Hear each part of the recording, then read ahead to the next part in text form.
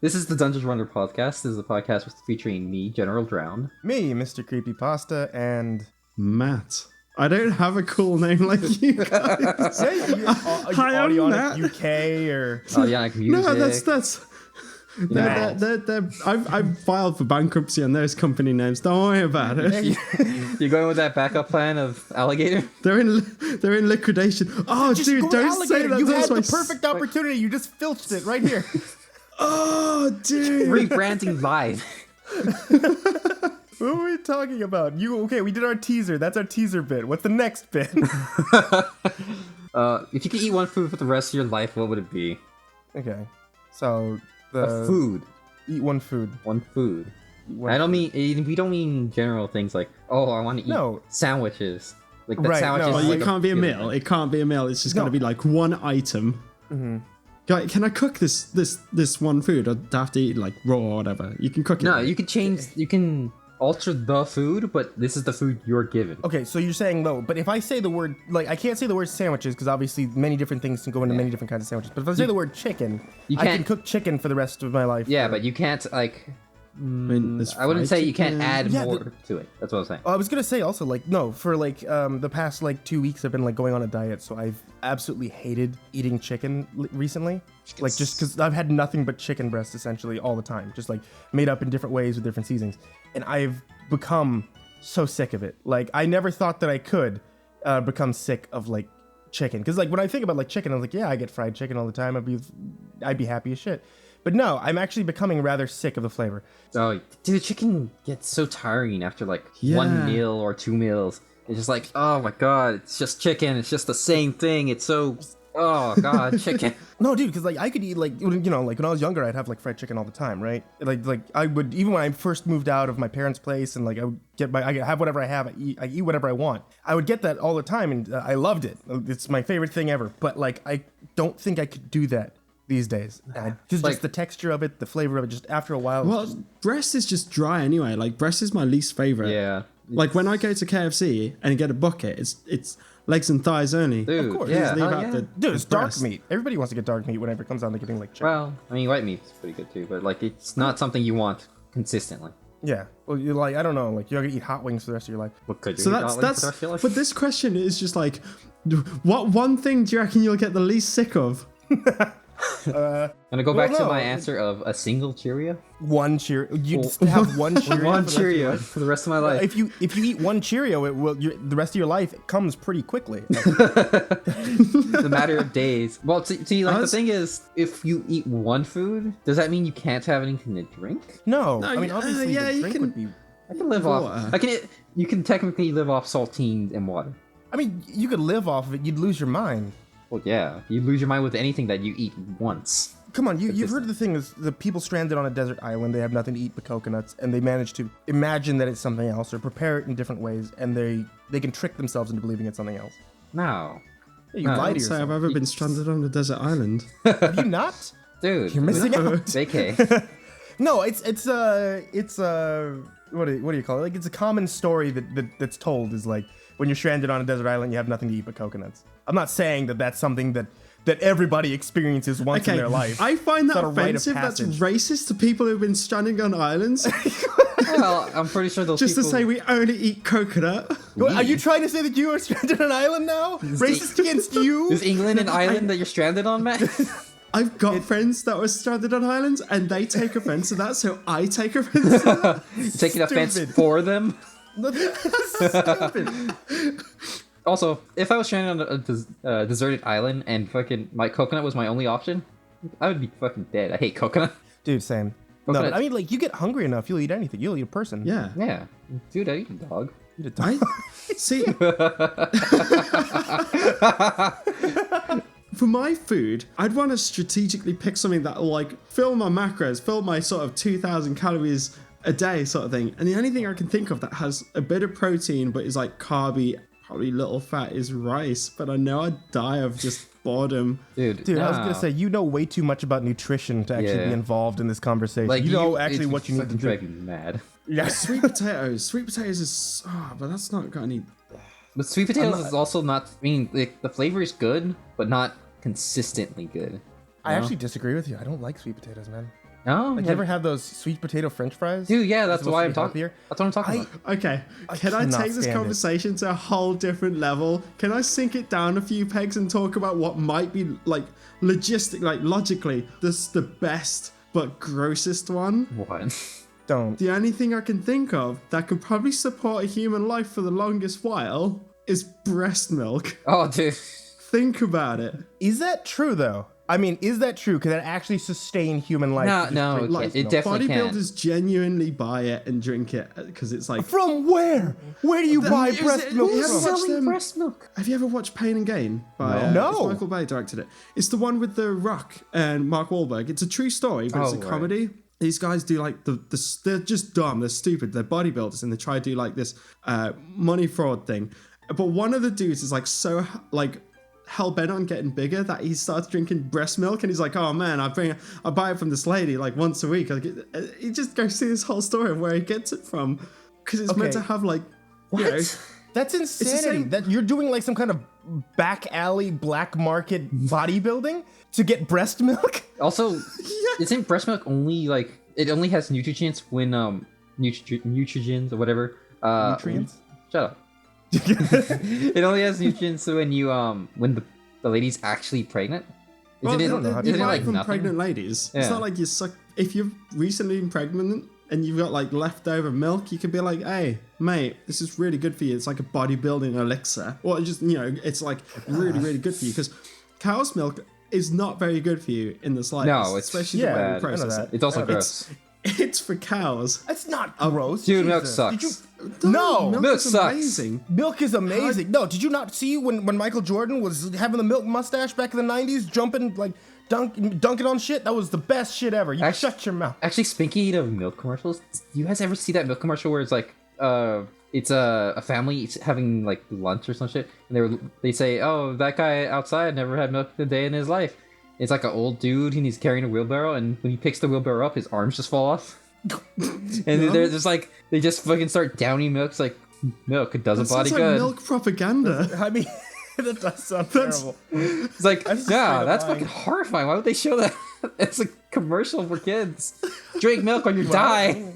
Like your body will lose mass and you will just fall It feels apart. like emotional blackmail to try and get you to drink something milk, / buy yeah. their product. The milk sucks.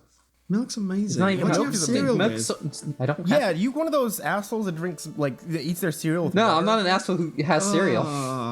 What? Oh, Dude, what? I'm You said not. Cheerio. Okay, you get How up in do the you morning. have No, hang on. We're getting on this whole thing. Number one thing, food I would eat cereal. But we're going on this topic. You wake up in the morning as a child. You turn on Saturday morning cartoons. You sit down with a bowl of what? Bacon? What do you eat? Boiled bacon. Yeah, I eat pure bacon. That's what my diet consists of. Uncooked, just slabs of raw pig, just in a bowl. Dude, hell yeah, that's all I eat. Keeps my life regular. No, fuck. But no, fucking. I don't. Fuck fibers. I just eat pure meat. Yeah, I was gonna say, wouldn't that make you not regular? Yeah, if you know no, what I mean? your intestines would be destroyed. It's hard as diamond coming out of you. Implying they aren't It'll already. be cutting edges. It'll be like a saw trap down there. Your colon will Just hate shards you. coming out. It's like when you have kidney stones, but it's coming out the ass. No, It'll oh be my like god. Tony Stark's heart, as if if the magnet wasn't there. It's a fucking Cutting it whore. up. Okay, since apparently the first episode of Dungeon Runners is about us discussing foods, I want to bring this up. So there was this guy I remember hearing about on the radio. Have you guys ever seen like those interesting like food stories, like a guy who eats an airplane or eats glass or Yeah. something like that? Yeah. There was a guy who there was this one radio show they were interviewing him. And the whole time you can hear him just crunching away on a light bulb because initially you just hear the shatter of the light bulb as he bites into it. And then he just starts crunching away at it and eating the pieces. And he's eating it in the studio while they're talking to him. Yeah. And they ask the hard-hitting questions, the thing we always wanted to know, which is how exactly do you pass glass? Like, how exactly does it happen? He goes like, well, once it gets inside of you, once it's coated in saliva and everything, it doesn't cut you up. So you kind of pass it just like everything else. It sounds like you're pooping a chandelier. Oh my gosh. So when it hits the porcelain, you just hear. Yeah, you literally hear the glass hitting the porcelain. Oh. Oh, No! Dude, imagine if you had No. hemorrhoids. Do you see that thing? Speaking of like eating light bulbs, you ever seen that thing where like if you get a light bulb, like the old-fashioned one, I'm not talking like LED or like these new fandangled Dude, I like still use those hydrogen old light ones. bulbs. The rounded ones. Yeah. If you put it in your mouth and hook your teeth around, you can't get it out. I saw a thing on Facebook about that. Is that how real? like your fear of it makes your jaw lock up, right? Oh god. Yeah, because you're tense because you're like, oh crap, this thing's in my mouth, but like it hinders your jaw to open. So it's like once it's in, you're pulling till it breaks out, or you gotta really relax and be like, right, I can open my mouth and just, I don't know, unlock that mental potential of opening your mouth again. Otherwise, it's easier to get in than to get out, if you know what I mean. Just like prison. That's gotta be actually like a horrifying thing. I wonder how many people had to go through that before they discovered that's the reason why. Dude, there used to be people who eat light bulbs, so it probably is a lot. I don't know, man. I've seen people that eat light bulbs. Okay, I've seen the thing on television. I've seen people. Yeah, do it. dude. That doesn't mean that I would ever attempt it. Ripley's Like, Believe It or Not. I Yeah. don't believe it. I choose not.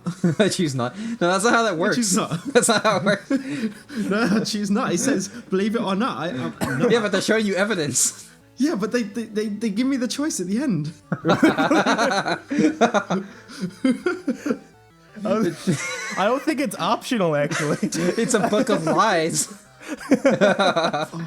There's this one lady that I watch on one of those like weird eating things that eats dirt, and she goes my to God. different like, you know, when they're doing like excavating work at someone's house. So like in front of the house, they'll have a pile of dirt, and she'll just go there with a plate and just scoop it and walk home with it and eat it. And she's like, yeah, different dirt has different flavor. There's better. Oh, it's making me feel sick. It's like she's talking about how there's better dirt than other dirt. I'm like, wow, Oh, she's a gross. connoisseur. of Connoisseur. dirt. She's Okay. Changing the initial question then. If you had to eat something that was not food Oh fuck. the rest of your life, oh, define not food though. I mean, anything that is not considered to be food. Yeah, it's like an So object or yeah. So like a light no bulb. vegetables, no meats. Yeah, you could be like, I'm gonna eat tree bark for the rest of my life. Dude, I mean, I guess you would consider that to. It's not a food. Nobody eats tree bark. That you do eat tree bark because it's fucking like bamboo. You can eat that shit like, you know. It's not like, a bark, is it? It's a bark. reed. It's tech. Yeah, but you wouldn't go to a restaurant and be like, give me I want an appetizer. Give me your finest bark. You know what? Why wouldn't you? Yeah, dude. Sounds Why like you're not not? Gotta asking go enough eat dog. questions. Give me your finest bark. Dude, we already eat Sounds fucking like- leaves. Okay, leaves are all right. Leaves are alright. The thing is, this is a weird question because it's something I've never thought of, and I don't think I can be on like just click my fingers and be like, right, this is the answer. I've been thinking about this a lot throughout my life. I definitely know what I'm gonna eat that isn't food. I think what I would eat that isn't food is nickels. Nickels? Yeah, nickels. Right. Pickles? No, yeah, I wouldn't nickels. eat Yeah, pickles. Nickels. yeah, no. So That's like not real change. food. That's not- Who orders pickles? So from like Hamburgers? anytime you have to poop, you can easily get through a toll booth. Yeah, dude, it's just like, all right, I need to get some chains quick. Don't worry, I got it. Oh, could you just imagine that if you ate nothing but nickels for the rest of your life, assuming it wouldn't kill you, you would like sound as you're just walking through like on the street, you just sound like a change purse. Dude, I'm pretty sure that was an episode of The Simpsons. I think it was they were trying to get on the Guinness World Record book, and it was like Homer just ate nickels or quarters or some shit, and then you could It hear would his kill you, wouldn't it? yeah, because that's exactly what the plot was. It's like, Poisoning. oh, you have lead poisoning or nickel poisoning. Or Oh my whatever. god. Honestly, I think if I had to eat something that was like that was going to be like non-food, it would have to be something that I would know would be like, you know, at least people wouldn't die from it. I eat like Elmer's glue. 'Cause you know, like children eat like Elmer's glue. Oh, Play-Doh. Play-Doh. Dude, Play-Doh. But then you make it look like chicken. Dude, because there's they way- make it non-toxic because kids eat that shit all the time. Like, it literally says non-toxic because kids eat it all the goddamn time. And apparently it also tastes salty, according to some people who've eaten it as a child. No, I remember one of the things, like there was an online thing about how to make your own Play-Doh, and you actually use very finely grained salt to make it. So it would make sense for it to taste salty. Just cornstarch. My mum makes it all the time. Really? Wait, what? Yeah, Makes Play-Doh? she does like yeah. She helps like with the nursery thing. So she just makes. She's like, okay, I'll just make some Play-Doh. It's like literally some floury stuff, some tartar flour stuff, food coloring, and I think baby oil. But she makes it really. It's like, wait, what's in baby oil? I was gonna say, what's in baby oil? The baby oil one? Replace it with like olive oil or something nicer, make it more of a food. No, you don't get a choice. Yeah, you can't choose. You can't fucking change it. Yeah. Well, it's in oil. It's the same thing. No, it's not. No, it's not. You're gonna restrict any food. The thing is, no, you gotta go buy like, it, and you gotta buy this Play-Doh. You gotta buy Play-Doh that's fucking manufactured in a factory. So like you're buying Play-Doh brand Play-Doh. You have to buy store brand. Every week you go to Walmart. You buy a gallon of Play-Doh. It's just like the cash register is just like, buying a lot of Play-Doh. I see you every day. I have a lot of kids. Look, stop fucking asking questions. I was gonna say, at that point, that's such an unrealistic thing to be in this scenario. Then, like, you walk into Walmart, you walk past all of the deli aisles, you walk past all the bread aisles, you walk directly over to the toy section, you buy a gallon of Play-Doh, and you take it home to eat because you don't know any better. All the peripherals to make it look like food, like that spaghetti squashy thing, that mincemeat thing where you grind it and it looks like it's making those stringy. Oh, great. Yeah, you could just buy a Play-Doh toy set where they have all the things ready for you because they already make the Play-Doh things to make it look like food. I'm relatively sure they stopped. Did they? No, I'm relatively sure they stopped that. Yeah, because kids are idiots and they eat it. They made it non-toxic so kids can eat it. They don't make it in case they eat it, not so they can eat it. No, they can eat it. That way you have to buy more Play-Doh. Oh God, you've just uncovered a wonderful marketing scheme. Dude, I would absolutely do the same thing. They're like, wait, kids are eating it? That means the product's going away. Diner, like a kids only diner, and just serve nothing but Play-Doh. I don't think anyone would go there. Who would bring their kid there to eat Play-Doh? I don't know. Like, I don't. There's weirder shit that's served. Okay. There was have you guys heard about this in Seattle? Apparently, there's a deconstructed coffee house where they deconstruct coffee and coffee, sugar, and cream into like base chemical and allow you to use a chemical reaction to be able to create it. I forget what it's called. I was just talking about this yesterday. It uses base chemicals for you to actually heat it and then make your own. And it's like it still costs you like $15-20 a cup of coffee. But like, oh yeah, you get all the abilities to do this so that you're in full control of it. You know everything that goes into it. Dude, why? I don't know. I just want a cup of. I don't drink coffee, but if I would want a cup of coffee, I just want it made, and that's it. How the hell do you wake up in the morning? Well, I force myself awake by using an alarm, like a normal person. How did you get up with an alarm? Because it's an alarm. It's made to wake you up. I usually make like a really crappy song, my alarm, and I just jam out to it, or my phone's too close to me, so I'm still asleep when I knock it off, and I wake up like hours later going, where did my alarm go? So is that what you've been up to this week, Matt? Just not waking up? Just sleeping. Sleeping a lot. No, I do wake up like normally. It's just lately I've been going to bed stupidly late, so it's really messed my sleep pattern up. What have you been doing? What have you been doing for your week, Matt?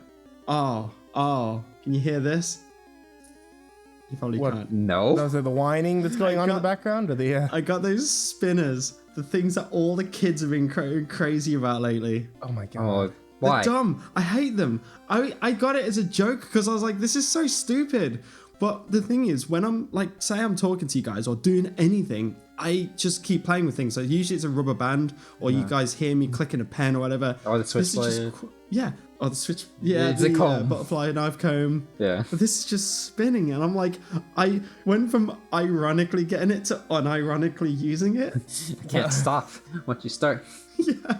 That's the idea, I think. Dude, like, so the thing is, did you just get the spinner or did you get one of those cube things too? Because those are like super popular. The fidget cubes. Yeah, the fidget cubes. My friend has a cube and I played with it for 2 seconds. I was like, this is annoying because all you'd hear is tap, tap, tap, click, click, click, click, click. Yeah. If I was to use it. It's because it's built for that. It's because it's built for people who click pens and shit. Yeah, I thought like the point wasn't it was supposed to be silent and then you're supposed to have like the feeling of doing it without like distracting others. That was the point of the cube. No, I didn't know they were supposed to be silent. No, the cube has got like, it's got a really satisfying tactile feel. So when you do click the buttons, you're like, oh yeah, kind of go, because it's really like, it's really nice feeling. And there's the like the thing you can roll your thumb on and it makes these clicky noises. It's just satisfying clicking noises, but it's as annoying as, if not more annoying than clicking a pen over and over. Really? You figured it would?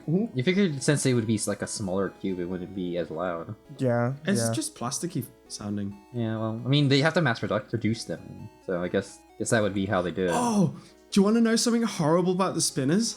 Oh. Yes. Yes. Spike, have you ever heard of this? So, the actual spinner was invented back. I'm going to butcher all the dates. I don't know the dates. It's Okay. invented like in the 80s or something by this one lady who's like, oh, you know what's really great? Skateboard wheel bearings with a plastic spinny thing. She presented the idea to Hasbro and they're like, nah, mate, that's lame, and denied the idea. So she's kept the patent, obviously, until like 2015, 2016, and then the patent stopped.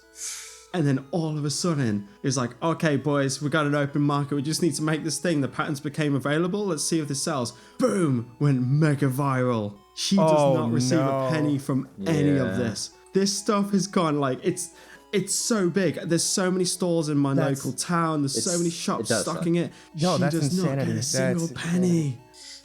They Sucks. Oh my like god. marketing. The thing is, the market game is like there is someone watching patents all the time. They're like, is this interesting? Would this be a hit now? Yes, we're taking it. Like there's someone watching patents every fucking day. That's their job. They just watch the patents. Is that a thing? Because that sounds like a viable market. Now, after seeing this, it's just like, why come up with an idea when you can try and make someone else's failed an idea a success with better work, maybe? Yeah, dude, just like I was gonna say with those fidget cube things, that was one of the things, wasn't it? Like as soon as the Kickstarter got really viral, got really big, everybody was interested. Then like immediately you start getting those knockoff companies that are making like the fidget cube available now from like using superior technology or superior materials and stuff like that. And the Kickstarter didn't even end. Like they were still accepting in money trying to get out the original product. Yeah, it's because they didn't patent it, right? That's what happened is that they were I able think to so. keep Yeah, putting it out. was just an idea that they had, and they were like, "Yeah, this could probably sell," and they were just going with it. They didn't try to. They didn't like patent the idea. Or They anything. didn't figure it would work, Kickstarter. so they didn't secure it ahead of time. Oh, why would you not protect your idea when you present it to the entire world? Yes, exactly. Like if you're putting on Kickstarter, you better have it protected already. Yeah. Because people look at Kickstarter all the time to be like, "That's an interesting idea. That's my idea." I figured. Oh, I was gonna say. I figured that's what Kickstarter was all about. Was that's an interesting idea, not the whole like that's my idea. No, it's that. No, dude, just protect your ideas. Protect them. Get them copyrighted if you like, especially if you're going to present them to be like, all right, we want to publish this, but we don't have the money. You still have to protect it.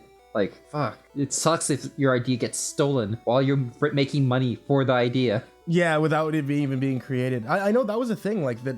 And what kind of sucks is like the fidget cubes. They actually made like better versions of them. So they weren't even lying about it. It actually was a better version of the fidget cube. Dude, that sucks. Oh, because, the like- Kickstarter one. Yeah, it was better. the- Like there are ones that have come out that are better than the Kickstarter ones because they just like instead of using a cube, we're gonna use a hexagonal. Oh. I've seen those. They look wicked. Yeah, they have like a lot more things to them because it's just the same idea. It's just now it's hexagonal. Like there's people that have done that. It sucks. It's craziness that it's actually like legal for it to be done. It's just morally wrong. Yeah, but it's it for is. some reason still legal. It's insanity that that's the case. But whatever. Who knows? What can be done? Yeah. But Spike, Go. what have you been doing this week? I got a book. That's my whole week. My book came out. Book? Yeah, I had a book come out, and like anywhere talking about me, that's all I've been talking about is a damn book. Dude. What's the book called? It's the the second one, isn't it? Yeah, the Creepypasta Collection Volume 2. So it's like the second one of a book series that hopefully will continue. The first one came out like last October, and this one has just come out for the summer. And we've been like #1 new release for a while. I think we just lost it to like a major publisher releasing a sampler for all their novels, all their horror novels in the Yeah, that's not fair. yeah, for the past year. So it's like, but I mean, like, there's other stuff too, which like I'm proud to say that we've actually been competing with sales like for Stephen King's book. Dude, nice. Like one of the Stephen King novels that are out in digital. So like, I'm super happy about that, man. It's like it's big shit for me in this week. Dude, how's amazing. the Creepypasta Collection 1? Has it gone up in sales at all since the number 2 came out? Oh yeah, I Yeah, imagine yeah. it would, right? Yeah, for like Amazon's horror anthology bit, it's actually #1 and #2 have been in the top 25 for the past couple of weeks now. Dude, even though sick. like the second book just came out, apparently like I was looking at the trending for it. It managed to break into the top 10% on Amazon I think a month ago, like in pre-sales. And now we've been in the top 20 for horror anthologies, top 25 for the horror anthologies for the past couple of weeks. So it's doing like really good. Like I'm super happy about it. Dude, congrats. Nice work. Thank you, friend. Amazing, yeah. Yeah. But what about you, GeneralDrowned? What has been your week? Well, GeneralDrowned, have been up to a lot this week. College finals are coming up, so I've been working hard on graphic design. I take a graphic design class. I'm only taking one class this semester because, like, honestly, I wouldn't have the time to go to any other classes, and I take it at night because it's really the only time I have to take that class. Dude, fucking learning Maya and learning how Photoshop actually works is awesome. Really? Is Dude, it different from like layman's terms just speaking? Because I'm kind of an idiot when it comes down to Photoshop. Oh my But, god, is it different from like the way that I would just generally use Photoshop, like transform? Oh yeah, dude. Really? Okay, so when you transform, when you transform, you make it bigger and you can make it smaller. But Right. after you make it bigger and smaller, you will ruin the pixelation of it. So if you keep doing that, you just destroy the image. You can turn that into a smart object, so when you do transform it, it won't mess the image at all. Wait, what? You can convert it to a smart object, which means it knows what it is. So it's gonna keep the proportions and resolution and the pixels correct. So when you change it, it'll remain that way. You and me are gonna have a talk later about Dude, how this gets done. Okay, so- I don't know this. All right. So also with a smart object, when you put filters on it, like Gaussian blur or let's say like cutout in the filter gallery, when you have that on a smart object, it gets listed as an effect that you can click on and off. It isn't permanent like you would do in a normal picture. Really? Yeah, like fucking mind blowing the new Photoshop stuff. Awesome. Like there's I so feel much like a you can do. complete invalid on Photoshop because I started on Paint.net, that free program that is like the absolute worst in hindsight, and I don't know what anything in Photoshop means. I don't know all the tools, so I just add a little brightness and contrast and be like, yeah, I'm an artist right now. I am the tits. Dude, I know that Instagram. if you get to using Photoshop, like as soon as you learn how to use Photoshop, you learn how to use just about anything else in the Adobe Suite, right? I don't know, because I've only really used Adobe Photoshop, but I really want to get into Illustrator because Illustrator is fucking starting to interest me a lot because you can use Illustrator to import illustrations to Maya to make them into 3D objects. Oh shit. Like that's how a lot of people make their logos into 3D. It's that they'll do a mock-up in Illustrator, they'll export it as a Maya object, put it in Maya, and then they'll extrude it so that every part of that symbol becomes 3D, and then they paint it. Can you make me 3D? No. Wait, can you use Maya 3D to 3D print things? You can, but the problem with most Maya objects is that they'll be hollow. So they'll be very like if you pinch it too hard, you're gonna break it.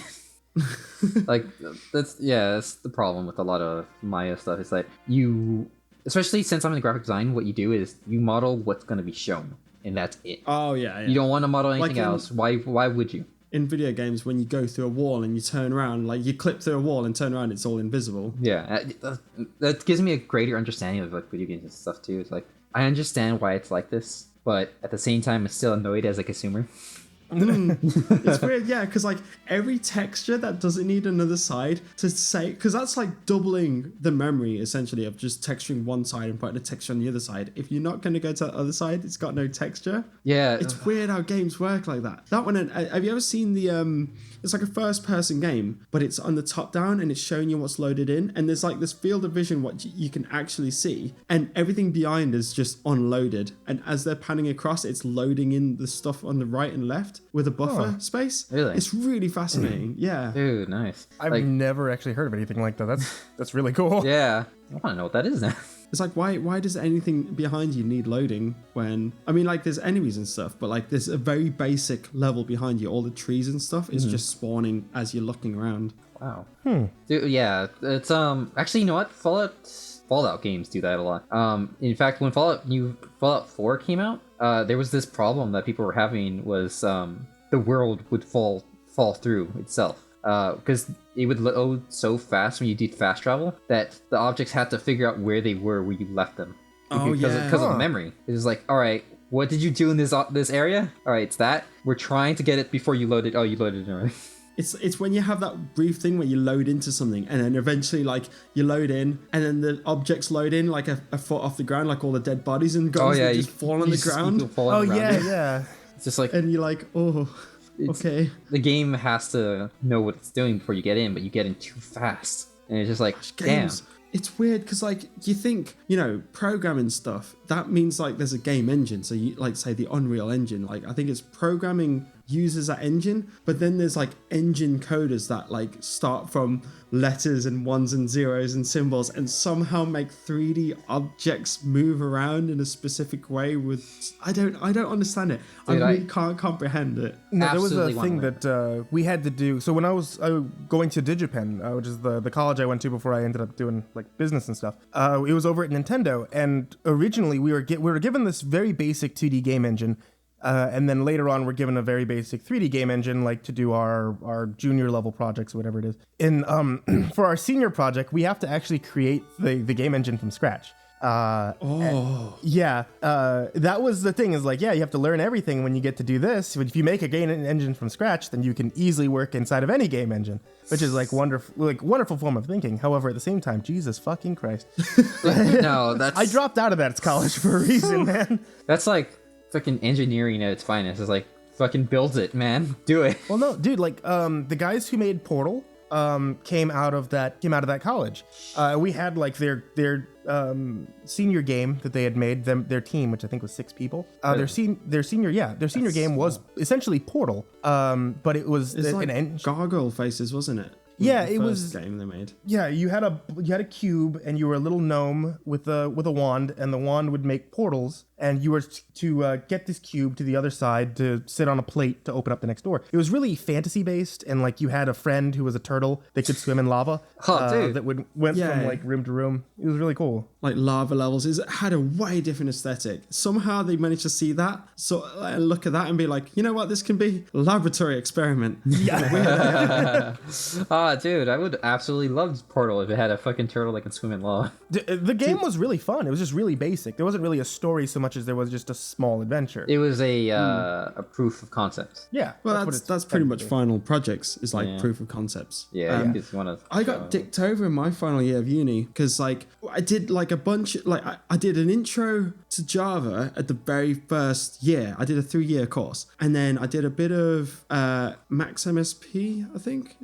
It's like a visual programming thing for audio. So I didn't really touch too much programming, did a bit of Java. In my final semester of my final year, I was meant to do audio programming, like a very intro course using C++. I was like, hell yeah, I want to learn a bit of programming so I can actually put sounds into a game. But the the programming lecturer was like, oh cool, yeah, there's an audio programming thing. I'll put some of my programming students in there. And we got in, they're like, okay, cool. So this is the game engine and this is the code. And we just put our hands up and we're like, what does that mean? So this is C++. You guys have done a bit of programming? No. Well, it's very basic stuff. This is like their main file and it reads off these things. I really don't understand what you're saying, sir. Yeah, I would say this was an introductory course, right? This is not an advanced course in any way. It was meant to be. But then he was like, oh, audio programming, that would be great. He just messed it up. And for the first couple of weeks, so imagine this is like a 12-week course. For the first 4 of it, he was just like coming in, being like, okay, I think I've figured out a way how to grade you guys. Basically, I'm going to make it 50-50 programming and audio. So the audio people have a chance of passing with the audio side of stuff, and the programming people have a chance the programming side. And I was just putting my hand up saying, like, I'm aiming for a first in all my courses. How am I going to get a first if I can't understand this thing? Okay. And he goes back and he comes back in. It's like, right, this is a previous student's work. He made this basic tank game. You're going to put the audio in and do a huge write-up. That way you don't have to program it. I was like, I don't understand how this is working. He's managed to make these words into 3D objects that are moving around. Like, what? How did he make it so like I could move forward? Like, I don't understand any of this. And it was just a mess. And I just got nothing out of it. But I think I got a decent grade because I'm like, I think I borderline pressured him and I made this. So like the final year dissertation is like 12,000 words. I made like an even longer document for his thing just to like screw him over and have to read like college things where you just repeat like a phrase over and over again using big words that made it seem like you knew what you're talking about. Yeah. He used the keywords in this paragraph. Good enough. My favorite thing to do was like to get a bunch of textbooks. So like they grade you a lot on like how much references you use. Like if you use no book references or web references, you don't get anything. So Yeah. I just look at the contents and be like, okay, I'm looking for something about audio visual stuff. Find something that resembles audio visual. Read a couple lines until I find one line that sounds cool. I'm like, I'll take that, put it in quotation marks, refer it, and be like, okay, basically, and then reword it into my own words to be like, he proves my point because my point is, and then just reword it. And it used to get me so much marks. I had no idea what I was talking about. I was just going with it. Man, like talking about college, like a professor is so important to a class. Like if you're not feeling for the professor, or you feel like he's lagging or not understanding the project or the class himself, you need to drop that class. There's no point. Dude, that was I had a professor for economics when I switched over to business school. He had a very thick Greek accent. Oh. So like I was not able to understand him. A lot of the class wasn't able to understand him. But the worst part was that he actually did not take questions in the class. And he did not show up to his own office hours. So if you didn't understand it, you were kind of just had to read the book. I passed the class with a 50-something. Jesus. Was because they had to curve it so bad, otherwise the whole class would fail. Oh, dude, that would look way worse on the school than it would on the students. Yeah. So like if the whole class fails, then obviously there's something wrong there. Like I remember on my final, I think I pulled out like a 48, 49. Oh, see, man. That's a thing I worry about because like I'm in community college and like the teachers, some of the teachers are really fucking great. Like my graphic design teacher, my Photoshop teacher, like that fucking guy knows how to talk to students. He knows how to communicate with them. He knows how to teach the things, take his time, and do shit. But then you have teachers like my programming teacher for Java. Fucking didn't know a goddamn thing. Like he's like every time he taught something, he would just be like, "All right, I think it works like this. I'm not sure. Hold on, let me check up the reference in the book." And it'd just be like, why am I taking this class? Why am I taking this class? I thought you knew this. God damn it, I'm like 3 weeks in, I can't drop out anymore. Yeah, you're like relying on him to teach, and he doesn't actually know his shit. That's it's just like... Couldn't you like talk to someone about it? Like go to his head of department and be like, Yeah, but see, that's the problem. If you do that, when you do that, they'll be like, all right, but you're not going to have anyone to teach this class for like 2 semesters because in a community college, it's a rotating, rotating teachers. And it's just like, fuck.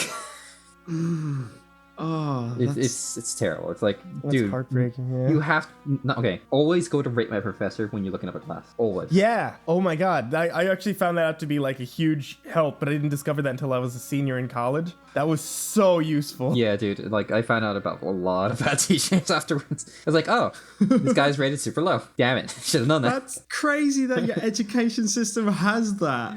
Do you guys not? Do you not have a rate professor? No, we have just, I don't know what the differences is. I think because we have teachers that just teach the 2 or 3 semesters. I don't see what this rotating thing is. This is community college. This isn't it deals with like a community versus like a university. But like still, the thing is about rate my professor, that's actually a beneficial thing for students. Students, yeah. Yeah, it's like, I would actually be surprised if you guys don't have that. It's literally just meant to be so that students could be able to communicate or decide which professor or which teacher to learn from. I mean, like, if it's not like rotating, if it's like when I was in college, we had like, I was in marketing and we have like 4 or 5 professors that teach marketing. So it says like, okay, which is the best professor for me personally to learn from? And on rate my professor, it has like, okay, this is how many quizzes they give. This is how focused they are on writing, as well as like written reviews about each one that says like, I had a difficult time for this. They were willing to work with me to bring up my grade, things like that. It's actually really helpful as a student. Dude, yeah, it's amazing. Like, well, there's one grievance I have with my professor is that they fucking have the hotness meter, and that's really dumb. Look, okay, sometimes you want to know. Yeah, but then you don't have a choice in professors though. You don't? Is it just one professor per subject? Yeah. Yeah. That's weird. Or sometimes there's 2, but like they take it in turns sort of thing. Then you do have... But yeah, so you have rotating professors. Like, no, it's just like 12 weeks and he does 6 of the weeks. Well, no, the choice is if you take it during the semester, the person's teaching on. He just teaches it all year round. I thought you said you had 2. To teach that subject. I thought you said you had 2. Yeah, but they don't take it in turns. They do the same course. Yeah, so how do you know which one to pick? One or the other? You don't get a choice. One of them teaches the first 4 weeks, the other one teaches the other 4 weeks, and you have like 4 weeks of just dicking about. Wait. So what do you do if you have a really shitty professor? We don't. Okay. Okay, Matt. Hand on the Bible, okay? Hand to God. Okay. You have never had a bad teacher in your entire university or educational career. Oh no, educational, there's bad ones, but university, it's just like this is where the professionals are. Okay. Do you professionals can be assholes? Yeah, I was like, you trust it 100%, just that much. No, well, the problem is like the professors were never the problem, but it was just some of the organization of it. You know what I mean? You mean the planning that the professors did? Well, like, say that one story I just said with the programming guy, he dicked us over because he completely fudged up his course. So he was a bad teacher. Well, as a system, he was a good programming teacher. He knew his stuff. Because I think if you don't know your stuff, they're just going to fire you. Oh, yeah. No, again, I have the opposite example where the guy didn't know his stuff and he was there. Yeah, that's weird. Why has he still got a job? Fuck if I know, man. I think he was new, but I think they were having him in. Oh, that's scary if it's a new person, yeah. Dude, I've come to realize never take a teacher who's new to especially if they don't have a my professor rating, probably shouldn't take them. Yeah. Like, you don't want to be the test subject. Test subject. Well, dude, I mean, like, okay, so I'll give you this one thing, Matt, which is to say, like, fair enough, like, you know, our education system, it's really expensive. Yeah, oh my god. So, I mean, like, you don't really want to take the risk. You know, it's better to not take the risk with, like, you know, oh, I might have a shitty professor that affects my entire GPA. Than it would be to say, like, you know, I'll go ahead and be the test subject. I'll just give it a shot. This person looks like they got it looks like they have a good name. I could probably learn from somebody with this last name. But like, the thing that baffles me about it all is like, you guys have bad teachers in the job at college level. Okay, well, it's because they know their shit, but that doesn't mean they're good. I was gonna say the professors on the college level, one, they deal a lot with tenure, so if they've been there long enough, they can't really get fired. Oh my god. Another thing is old that fucks. Yeah. Another thing is that many of the professors that are teaching college are kind of just teaching to use the college resources to continue research. So in a lot of cases, they're not really teachers as much as they work in the field. They're just given the job to teach. So, I mean, to say that they know what they're talking about per se, or they have an idea of what they're talking about, but they're not really there to be teachers. They're there because they need the resources to continue their own personal work. Yeah, like, have you never had a student teacher in high school? Yeah. It's pretty much the same, like, especially in early years of college. Yeah, but they're very heavily watched, if you know what I mean. Like, they can't mess up, they can't be bad. Yeah. But like the I think it's older just folks, like, the system just sounds completely different. That's why it's confusing me. Like, it's just like, it sounds radically different to what I've been exposed to. So it's like, I'm not so much like questioning it or like saying anything's bad so much as, what does that mean? What do you mean by this? Yeah, it's confusing me. We should clarify. It's because we're in like fucking different countries. Like, Tell you what I figured out is like, so the thing with school stuff I found was it's not like say my one is a Bachelor of Science, so it's not super based on like how much effort you put in, you know, if it looks like you put blood, sweat and tears into this project, or how creative, like how great it is, so much as how much of a checklist can you check to get the most marks. And I found that I was really good at just looking at a brief, or, you know, looking at what they're going to mark on and be like, okay, cool. I just need to do this, and this, and make sure I don't do this, and I should be golden. Do you have that with your courses at all? Well, I mean, yeah. We have this courses. thing where it's like the percentage. This is what the percentage will affect your grade. Like tests are like 60%. Homework is like this. Attendance is 5. Or some teachers have attendance at the max, and it's like shit. Well, 60% of your grade is attendance and class participation. It's such bullshit. Yeah, class participation is fucking annoying. Dude, in my history class when I was in college, I think I was a college freshman or sophomore at the time, I only went twice in the whole year, or semester. Because, like, attendance, 0. The only things it came down to were, like, 40%. Yeah, 40% of it was your midterm, 40% of it was your final, and 20% of it was the book report. And I didn't even do their book report. Yeah, I passed it with an 80 because I didn't go to any of the classes. I didn't even have the study guide. I just, like, for studying, like, I looked up, these are the topics that are being talked about. I went to Wikipedia, and I researched those topics before the final and the midterm, and I got 100 on each. What? Yeah. That's insane. 'Cause I'm fucking good. It's just because like, you know what they give you the subject you're supposed to do, and it's like, all right, here it is. You just come to class so we can talk about it, or well, not talk about it so much. I can tell you about it, but like, you can do that research. My one was I was in sixth form, which is our college level. I don't. What's your schooling like from 16 to 18? Is that the end of high school? That's the end of high school. Yeah. That's about like your junior, senior high school years. Yeah.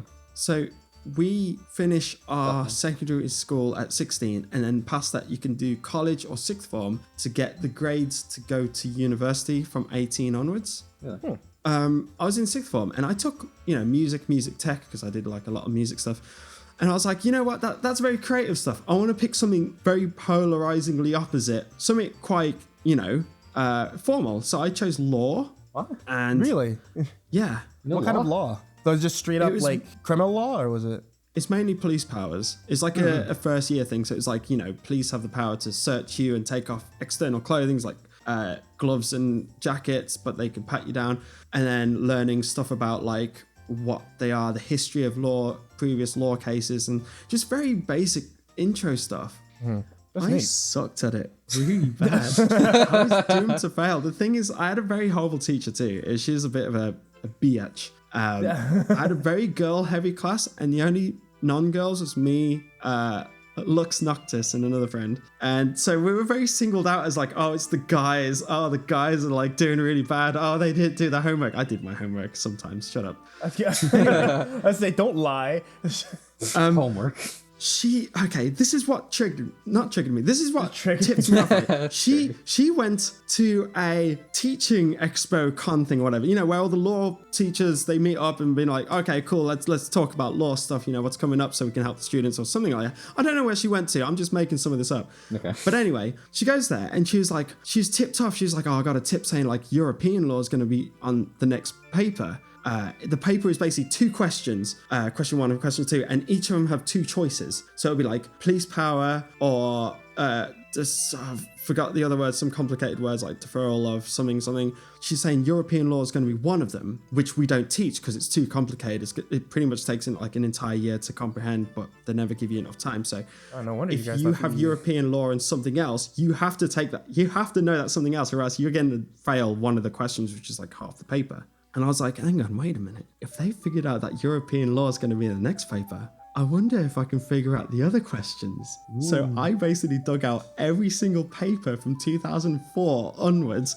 and had this massive chart on my wall sort of thing, figuring out what's going to be the next one. Theorist? Just with lines drawn from paper to paper? Yeah, there's arrows everywhere, post-it notes. I was figuring it out. And eventually I was like, right, revision roulette. I called it revision roulette. I'm going to study these 2 questions, and if one of them doesn't show up, I'm screwed. I studied the crap out of it, and I memorized like an entire essay. I'm not too good with exams, okay? And I got into the exam. There's 2 papers. There's this one that I was just telling you about and something else, which I did revise for as well. And on the paper that I did the revision roulette for, I got both questions on there perfectly, how I planned it. And I got the highest mark in the class. On that one paper, I got an A. I was like, I never get A's. What the hell? This is amazing. I don't recommend it to anyone out there, but seriously, it was just oh... Cool.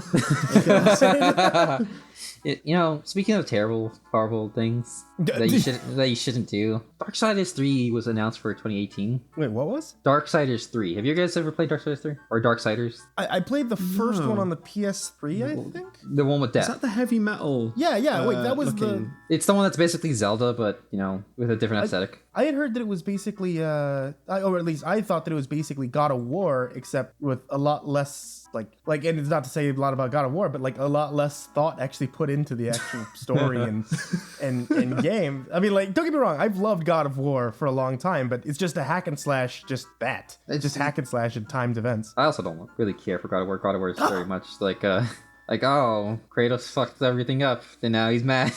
Yeah, but it's hilarious. He fucked everything up. He's gonna fuck it up worse to fix it. Yeah, but it's revenge porn, isn't it? It really is. Wait, what? the revenge form. It's literally him going around killing people in the most brutal ways, and it's like he's getting satisfied with it. It's just like that's what it is. It's fucking revenge form. I'm angry, so everyone else should suffer because I'm mad.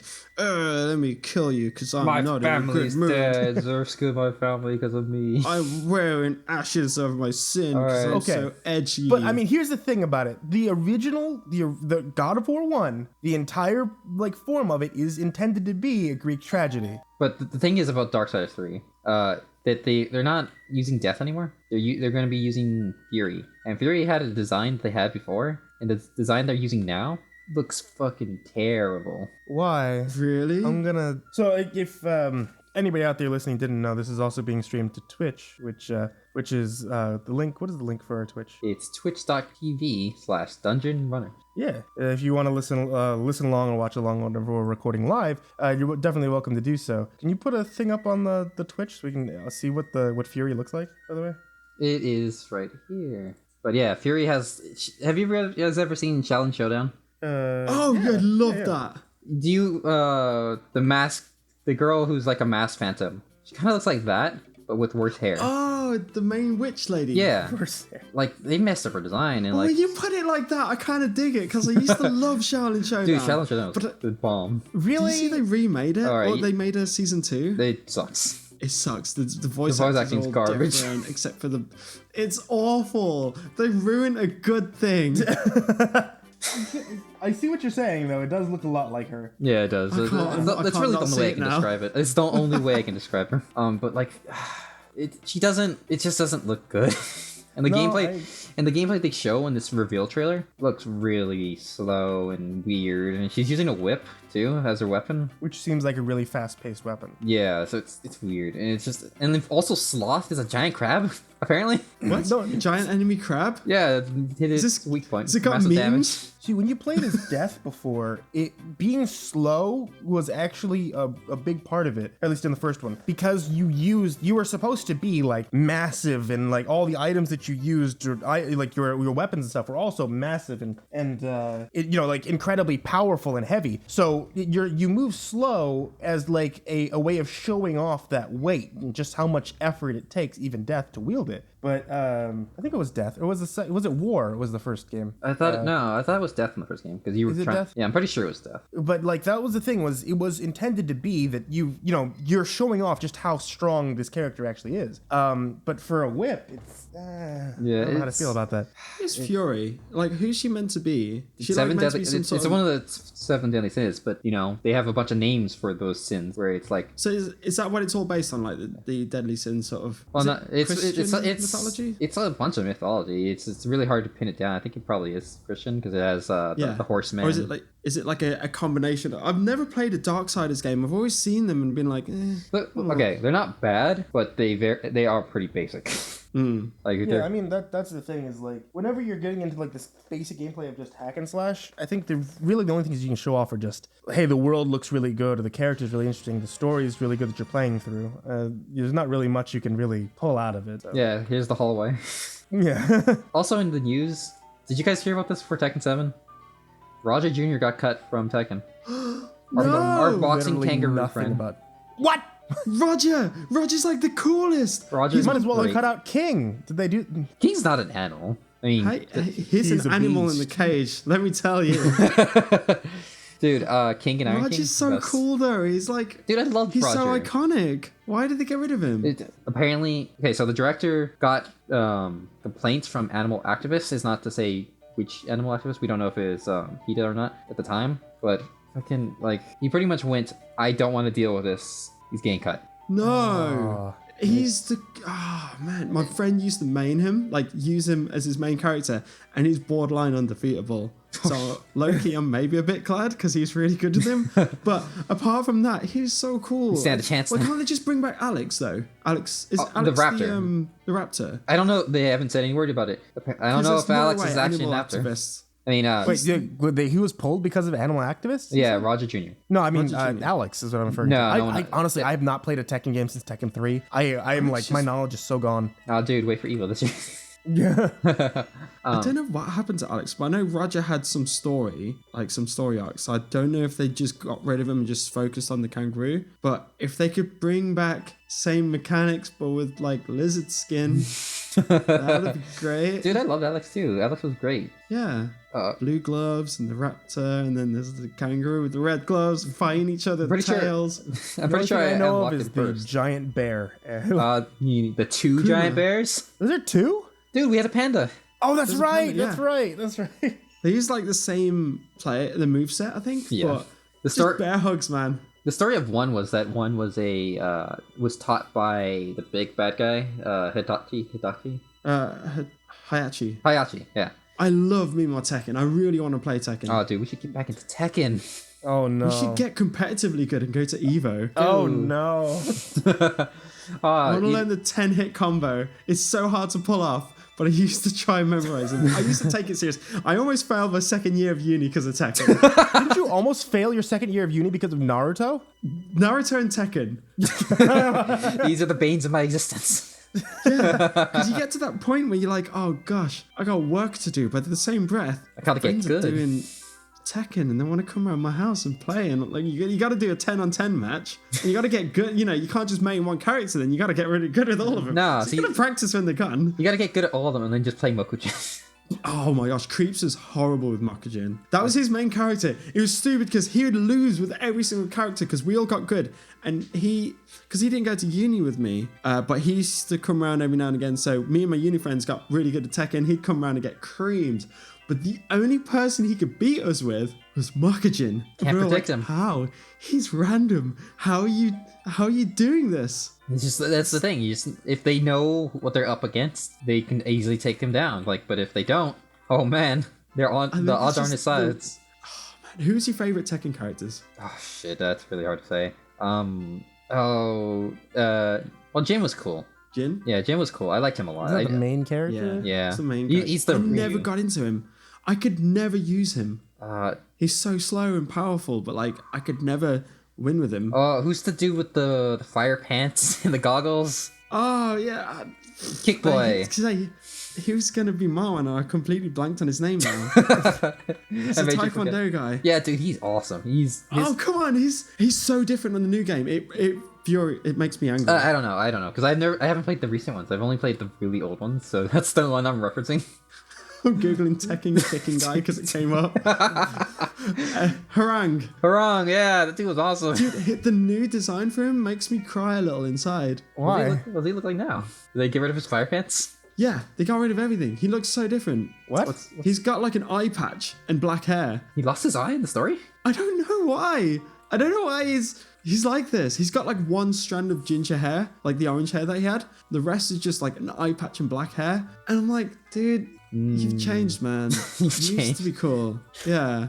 Dude, speaking of who's changed, Injustice 2 got confirmed Joker, and I don't like the design. Oh, dude, Justice 2 I've comes not out seen today, I think. Either today or tomorrow. Oh, does it really? Yeah, Shit, man, dude, that- okay. The design for the Joker, it's not so great, but oh my god, they included Power Girl. Oh, did they? Power Girl's in it, yeah, with the giant boobs in the boob window. My favorite thing in the world, man. I mean, Plus, I know she's nothing about actually Power really Girl. fucking good. I just know the cosplays. nah, Yeah. she's a good character. Dude, when Amanda Connor was doing Power Girl before the New 52, she had like this run in comics that was literally so adorable. Like I loved reading her comic series because it was funny, it was really cute. She still played this really strong woman too, who was actually pretty real, not just continually like muscle bound break everything woman because I'm strong. She has like a soft side to her. She was her own superhero who carried her own story separate from the Justice League, separate from the Justice Society. She was able to do her own thing. She had her own side characters, her own villains. It was really, really good. Nice. Dude, I want to see gameplay of Injustice 2 because we were saying like I hate the Joker design, it sucks. But like they kept his old moveset, which is really good.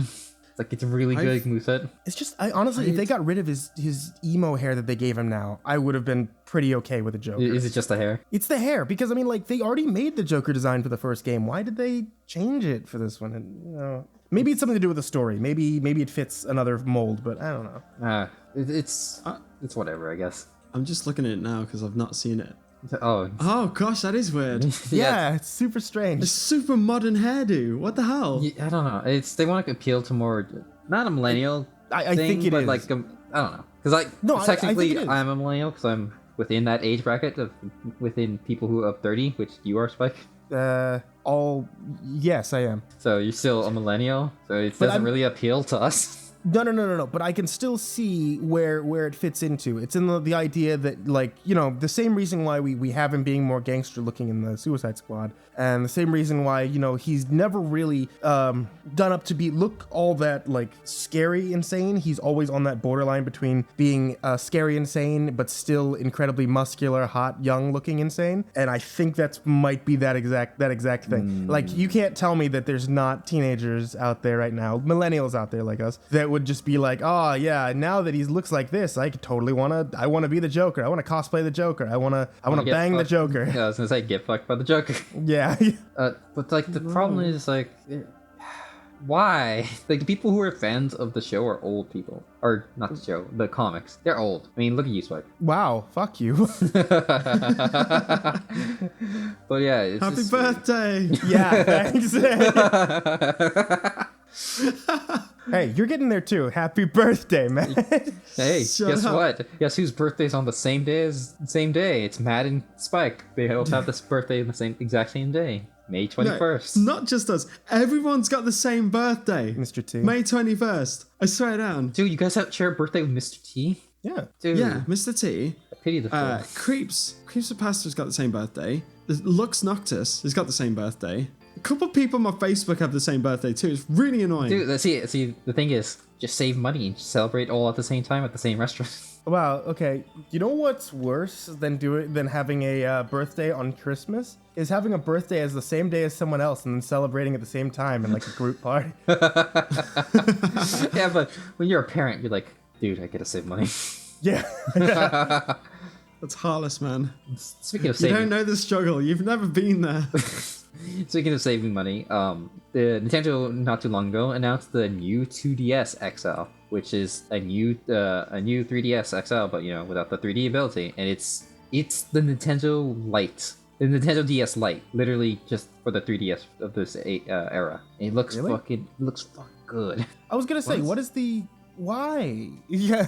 Well, the 3DS is, dude, the 3DS is living strong. They announced a bunch of games in the No, I know last that, but thing. like, I mean, you're getting Alright, the 3DS alright. without the 3D functionality. That's what it is, right? Yeah, I mean, they have that because younger kids can't actually use the 3D. It will actually fuck up their eyes. Really? Just turn it off though, can't you? You can just turn it off, but like, you know, dumb You kids. save money instead of just switching it.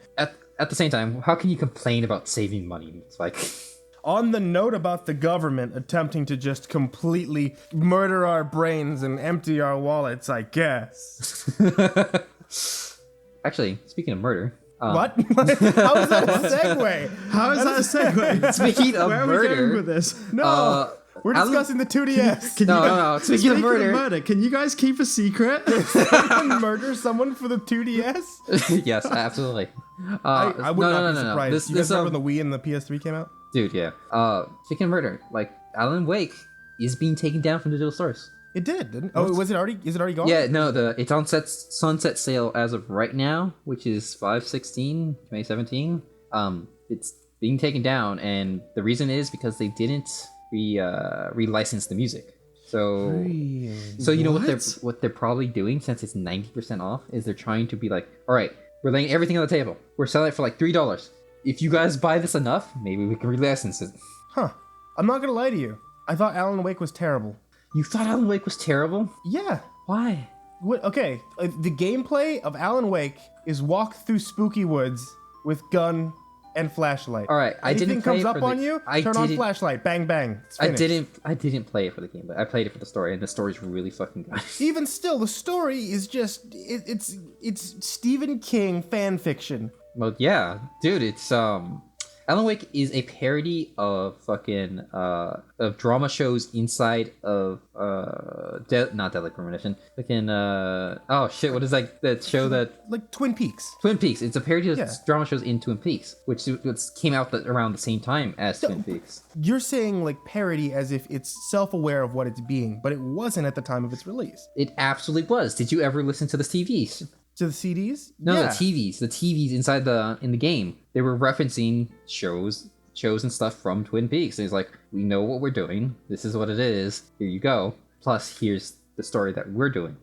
The televisions. The television. Every now and then, when you came into a building or came around to a safe area, there would be a TV, and they would have a long segment of like a Twilight Zone-esque show, and it would be like, all right, Oh, God, I understand this. I understand this. It's great. Fucking, I love that. Okay, but here's my thing about this. Okay, the actual gameplay was so repetitive and boring in that game that getting between story elements was a grind. And I feel the same way like about what was it, Batman Arkham Origins. What I was talking about, when I used to do like game review stuff, like there was Batman Arkham Origins was one of the things I talked about because I said like it would be a good game if it was just shorter. If I didn't have to play it, I would be more interested in it. Oh, that's such a sign for a bad game. Yeah, If you don't want to if you don't want to game in the game, then it's a bad game. That's exactly what I'm saying about Alan Wake. Is like honestly, if I didn't have to play Alan Wake, I probably would be more interested. So in it. do you think it would do better as like as a show? Like or I would like think we've done better as a movie, as an animated cartoon, as a show, as a book, TV drama? since it is a book. Yeah, because like Okay, but who that's the thing reads? with games. Yeah. Wow, I just had a book come out this week. yeah, guess what? I didn't read it. But you know what, Spike? You bring up a good point about reviews. And you know what happened recently in the news with the reviews? Prey got like a 4 out of 10, despite everybody else giving it like pretty high numbers. Wait, who gave it 4 out of 10? Someone from Polygon. I don't actually know the person's name. I believe Did he it get was stuck, Polygon. or what? So the reason he gave it a 4 out of 10 is because it had a game-crippling bug on it, and he couldn't finish the game. So what he said is like, I can't give this a good review because I can't see the rest of the game. So this is what is going to happen. I suppose he's technically reviewing it at an unfinished state, but it's a release state. So it's like you're reviewing it based on a bad glitch, which every game is going to have. Because I'm not going to lie, we were just talking about game design earlier and how insane it is. There's going to be errors. There was thousands and thousands of bugs that's going to happen with thousands and thousands and thousands of people playing different variations and play styles of the game and doing stupid things. Things are going to go bad. Yeah, that's exactly it. He shouldn't You have didn't review it on that. He shouldn't have given it a review based on that bug that probably only happened to him because he didn't look it up to see if it was like a bug happening to everyone. Yeah, You know, if it's an That's isolated incident, or if it's only him and a handful of players, it's unfair to base it on your one bad experience. I've had terrible experiences with games that have had weird glitches, but it's usually like a reasonable thing. It's not like I don't know. I'm a bit more forgiving with game design ever since like doing a bit. So I'm like, well, there's going to be bugs. You can't get rid of every single bug. I'll rue the day I can find a game without a bug, because you're basically making a platform for anyone to do anything. If you don't want a bug, you have to make them do an on-rail thing and not deviate from anything you create in the game. Yeah. And even still, I was gonna say, even if you're doing something on rails, you can't have like purely an exact experience. Otherwise, you're making a movie and not a game. Yeah. Yeah, that's it. You create an experience, so it's hard to, you know what I'm saying, guys, don't you? Yeah, I get it, and it was unfair. He shouldn't have done it. And they since then changed the review and shit, and changed the score. But unfortunately, his first review was recorded on 2 bigger sites, so it forever will have a 4 out of 10. So What do you mean on bigger sites? like bigger sites like Rotten Tomatoes and things like that. So it's know, embedded in the metadata. Yeah, the place where that they'll take reviews from all the places and put them together to show you how it does overall. Man. And it sucks. It fucking sucks, because Prey looks like a great game. Like, even if it's just like kind of object hunty type game, it looks freaking good. Yeah, I mean, like I was testing out the demo for it. I didn't have a very good experience of it, but I understand that that's probably just because I ended up breaking something I shouldn't have before I got there. I ended up getting myself stuck. I wasn't able to progress all the way through the demo because I broke something. Yeah, I did. There was a door that I have to get through, and the clue to how to get into the door was on a projector. And when I walked into the room, I picked up the projector and I broke it. And I spent so long trying to search for where the clue was before finding out it was from the projector that it saved over my autosave. So I just got stuck. Oh my god, that is so awesome. Yeah. They really should have like something a backup for that. That's actually bad game design. It was an issue, but I'm pretty sure like there's a difference between me playing the demo and me playing the real game. There probably would have been something that was either changed or fixed in between the time the demo was released and the real game, and if that was the actual case. But I mean, like, it's also me being an idiot because like I'm walking through the game with a gun, so I just naturally start shooting everything in the room. Yeah, it was an isolated incident, isn't it? Yeah. I'm not playing this because it's a puzzle game and I'm not thinking in puzzles. I'm just being an asshole. Yeah, but 2 out of 10. Wait, 2 out of 10. 2 out of 10. Real question. So you've played the new Prey, you checked it out, it's all like dark and stuff.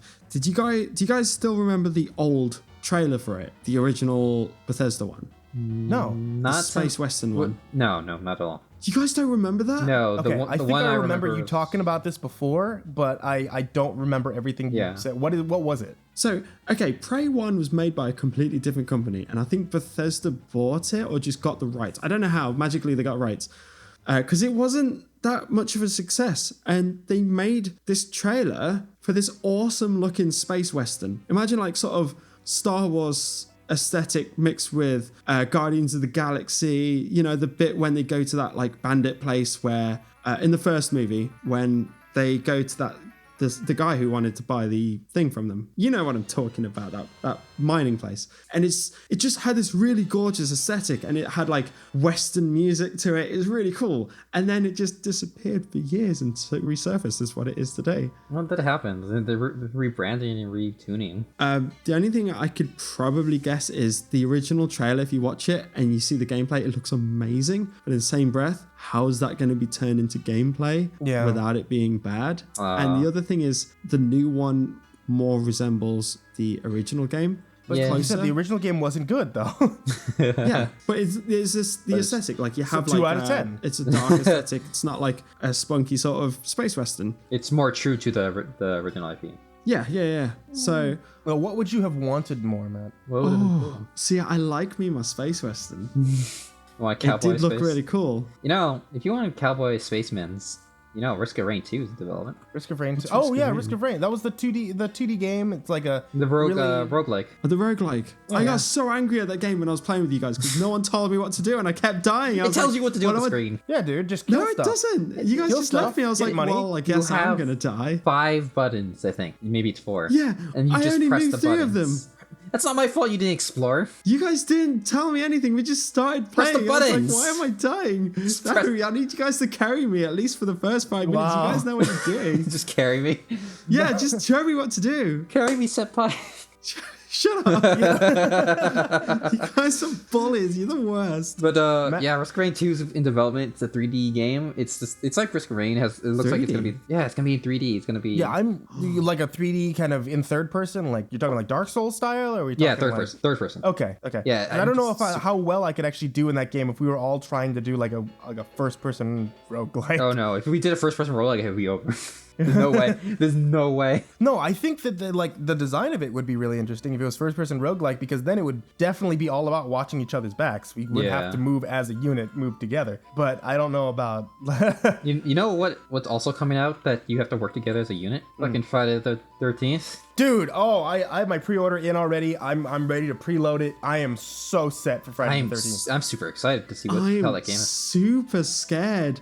Why? Not scared of the game. I'm scared of it doing a Dead by Daylight. We played the beta, and the one thing that I think works for Friday the 13th that definitely is going to be over the top of Dead by Daylight, and it's probably going to be over the top of last year too if the game ever comes out, is that in Friday the 13th, instead of leveling up your character, you just unlock new characters. And these new characters give you new abilities, but are balanced still against the ones that pre-exist. And that was the main issue with Dead by Daylight, at least I thought so, was that after a while, like if you did not play Dead by Daylight every day, if you did not get yourself like, okay, let's get pumped up to do Dead by Daylight and, just go through every single season so I can become now relevant in the game, you just lose that. You're no longer relevant. Everybody else is better than you. Everybody else has leveled up their characters. They all have items that make them better than you. You become a joke. Whether you be a survivor or a killer, you're just a joke in that. And you can't get any points to catch up because you can't succeed. Dead by Daylight has a lot of problems. That being a big one. The other big ones being like when you buy DLC maps or characters that come with maps, you can't play with anyone. If they don't own the game, you can't play them with them. That's it. Well, if you don't own the same DLC. Yeah. And that's so everyone's got to have bought the deal. Oh man, it's ridiculous. That was one of the things why, like, when was it Michael Myers first came out for Dead by Daylight, I was all over that. I was wanting to get it until Jen let me know, like, well, if you get it, everybody else has to get it. And I mean, like, as much as I would love to play as Michael Myers, bullshit. Yeah, I'm not gonna buy it your for other option everybody. was to go find the random people who also have Michael Myers, which it's not as fun as playing with your friends. Why did it take them fun so to play long? with your friends. Yeah, it took them so long to get the whole like play with friends thing, like survive with friends thing involved, and and also like the fact that you don't get any experience from playing with your friends. Like I get it, you'd grind through stuff together. But at the same time, like, I'd much prefer to grind with my friends than I would to grind alone. Yeah, I'm playing the game to play with my friends. Why would I go and join a lobby with a bunch of strangers where I'm not guaranteed to win or guaranteed to ever play the villain or whatever? It's just like... Yeah, it's like GTA. Like, I don't really like playing against randos. I love playing with you guys because it's one of those things where we can dick about together. When there's other people trying to kill you all the time, it's kind of infuriating because then you have to try kill them and it becomes like this sort of annoying who can kill each other the most, which is fun in its own way, but at the same breath I prefer just to dick about with you guys. And like the other thing with game design in general when it's multiplayer is, like you were saying before, balance. If it's a 6v6 Call of Duty game, as long as one weapon isn't super OP, go ham on each other. You guys can have like different machine guns, different shotguns, whatever. They've each got their own perks, and when one weapon does prevail, like dual wielding shotguns on Modern Warfare 2, just nerf it slightly, not too much, and then you can balance it and tweak it. Whereas when you got one guy versus 4 other people, and you don't know if that one killer has tons of stats and the 4 people have nothing, or if those 4 people have tons of stats and that one person has nothing, there's no sort of cap. There's no way of like, balancing it or finding ways to limit what each other has. So you kind of have this, well, they've got every perk and they can see me at all times mentality of, well, this one I'm going to lose because they've got everything and I've just a level 1 killer and they're all, oh wait, they've done all the the game's over, cool. And then you got the opposite of when they play the villain and it's like, all right, they're camping, they killed us, they're camping, they've done everything where they can see us, they have stronger... So like the thing about it is, and like the main thing that gets me about this, and the what was that other game that we used to play that was essentially hide and seek with ghosts and werewolves and stuff? Not Devil's Bluff. Though it was like a 3D one. Vanoss Gaming is the one who put the... I know what you're talking about. It's the one with like the creepy baby is the... Something Realm? Dead Realm. The major thing that gets me about those is that there's just there's no horror involved in it after a little bit. You don't really have a fear of being threatened by anything because you know that you're better than that. I mean, there was a bit when I was playing Dead by Daylight, because I don't play it a whole lot, but like there's a bit where I'm playing it and the character, I'm the killer and the characters literally just run around me because they've upgraded their stats. They're faster than me. So I'm kind of just hoping that by luck I can grab a hold of someone. When you're playing Friday the 13th, if you run into Jason, you're essentially dead. Like you know from the get-go that if he sees me, he's gonna kill me. Yeah, you have something to actually fear. Yeah, there's something to be afraid of. This guy is going to get me if he gets me by myself. Which is why, you're running towards someone else. Like, no, go after that guy. Go after that guy instead. You're trying to find a way to get away. Yeah, it's not a sense of like, oh, well, he's here. I'll just dance around here, go inside of a door, hop out that door, I'll close it, and there he goes. You don't have to worry about anything about him anymore. The best ever time I had with Dead by Daylight was when it first came out in the beta. So everyone was level 0, sort of no levels, and we all played with friends. So like we knew who the killer was and blah blah blah. But we were in the same chat, so we weren't trying to give each other away. But it's like it felt so even because no one had power-ups and everyone was new to it. But the more one person or a bunch of people get new to it or have better stats, then that's when it starts getting really skew-iff in terms of balance. Yeah, I mean that's the thing, man. Like when it comes down to the games, I don't think anything is going to be as good as it is the first time that you play it. But, yeah. I mean, even still, Dead by Daylight just took like such a hard nosedive after the release for me. At least for me, that like I couldn't get into playing it anymore. Yeah. That's something like I felt with Contagion too. It's like I really loved Contagion. The problem is like they stopped adding stuff to it. They stopped adding maps, and it's like only so much you can do. Like these maps, even if the map's objective changes, which did give it a longevity, it's like wow, we actually played this for months. After a while, it's like, all right, it's this objective. We have to go here, here, and here, and we're done. Which is cool. But what really gives, like, even giving it an even longer longevity was when you died. One of your members became like you want to keep people alive. You absolutely want to keep people alive, and you want to make sure that they don't turn to a zombie because when they turn to a zombie, that's their new goal. They're against you now. I actually really liked that about that game was when they became a zombie. Like, doesn't matter how close friends you are or anything like that. Like, you could be like, okay, we're completely organized. Okay, we're going after this correct objective. All of us know what we're doing. Cool. And as soon as you die, you're like, I'm fucking killing all of you. You know? Yeah, it's over. It's over. I know. I hold no allegiance. No, that game was great. I loved it. But then when I checked the store page for it, people were hating it. It was like, oh, it's just another generic zombie shooter. No. But to me, because I'd never seen the reviews, I thought it was the tits. I thought it was one of the funnest games. And they must have like just gone off the reviews and been like, no one likes it. Let's stop developing for it. But I don't know. It's great. I absolutely adore that game. It was great. I just really wish they added more. That's it. It was literally what you wanted to have out of like the zombie shooter. I think like out of a zombie shooter game, that's what you wanted from it. You wanted the like ability a headshots one. It wasn't like a zombie horde too much, so much as like you kind of survive it. There was like those sort of Left 4 Dead elements of there's a bunch of them. Oh no, they're all going to run at you. But you know, you could be tactical with it too. Yeah, it was also like against Left 4 Dead, it's like you had an extremely more limited source of weapons and ammo and shit. It's like, if you run out, dear God, you better be good at meleeing because you're gonna die. Mm-hmm. I don't like Left 4 Dead. It's just like a hack and slash with guns with like potato zombies and I don't like the Left 4 different Dead zombies has either. its place, man. Like Left 4 Dead, like especially like when you're just hanging out with friends, you want to play mods and stuff like that. It's a really great game for doing so. I remember we used to play, was it the Disneyland mod, and then when me and Jen went over to Disneyland, I was pointing out the areas we played through in the Disneyland mod. It's the mod. Honestly, Left 4 Dead since it's so old and shit, it's become such a good playground for mods, just like how Skyrim did. It's great. I love it. It's nice to go back to every now and then. But I like the semi-realism of headshots only kills, and then if you miss that one headshot and then you spooked all the ones around you, you're like, "Pop! Oh no! Oh no! Oh no!" Oh yeah, like and the thing about Contagion 2 is like there was actually like it wasn't like, oh, they can see you from down the road. It's like, did you alert them? No. All right, let's get by here, look around, and try not to make any noise. Don't shoot anything unless you have to, because you're gonna alert things from fucking miles. It's just like, the game is so good. We should play that again. We should play it. I want to play it. Like, you're making me want to play Contagion right now.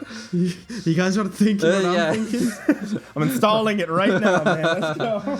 Oh, so apparently Microsoft says no Halo 6. Oh my God, no, there's not going to be a no Halo 3 remaster like how there was Halo 1 and 2. So what is Microsoft showing at E3? Wait, so there's not going to be Halo 6. I thought they confirmed Halo 6. I thought they said no Halo 6. Oh, well then. Wasn't that like one of the more recent ones? I don't know. Because I remember Blue saying like no, they weren't going to show it, and it's just like, okay. And then recently on a Reddit AMA, I believe, they said, oh my God, no. Like the wording was, oh my God, no, it needs to calm down already. We're not going to have a Halo 3 remaster. And it's just like, I guess we're going to get Gears of War. I guess.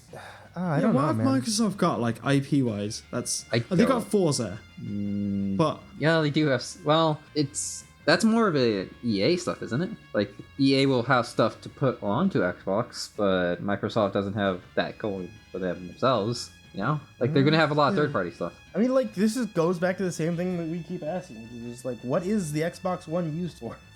What is on the Xbox One? Dude, it's the all-in-one entertainment system.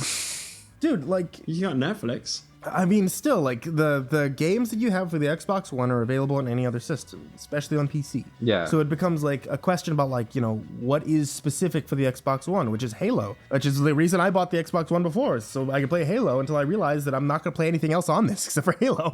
And it's such a...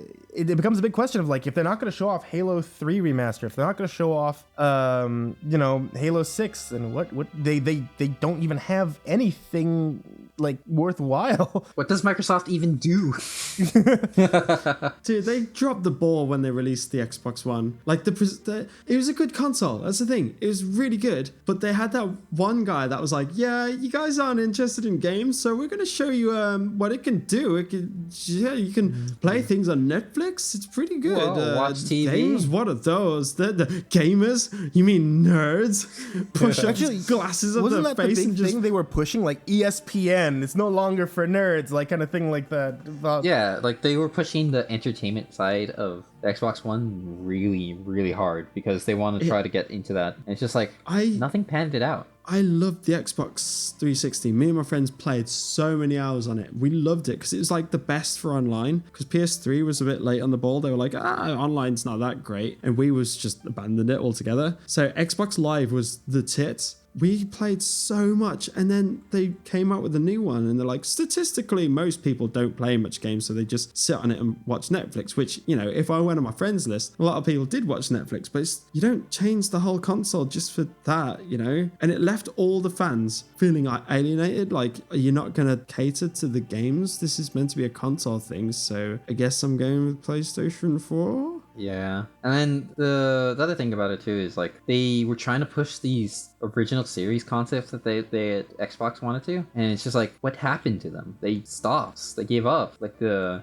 producers of the shows, like, I guess weren't doing them anymore or something like that. It's like, okay, they just disappeared. Did you guys play Halo 4? Halo 4? Mm-mm. Yeah, 4. Did you guys see the whole when they were trying to sell the is it Halo TV or something like that, where it's like, yeah, you get a subscription to this, you get to watch like the development of a Halo series. Honestly, it was one of those things where I kind of wanted to know because it looked interesting, but it didn't look like I want to pay for it interesting.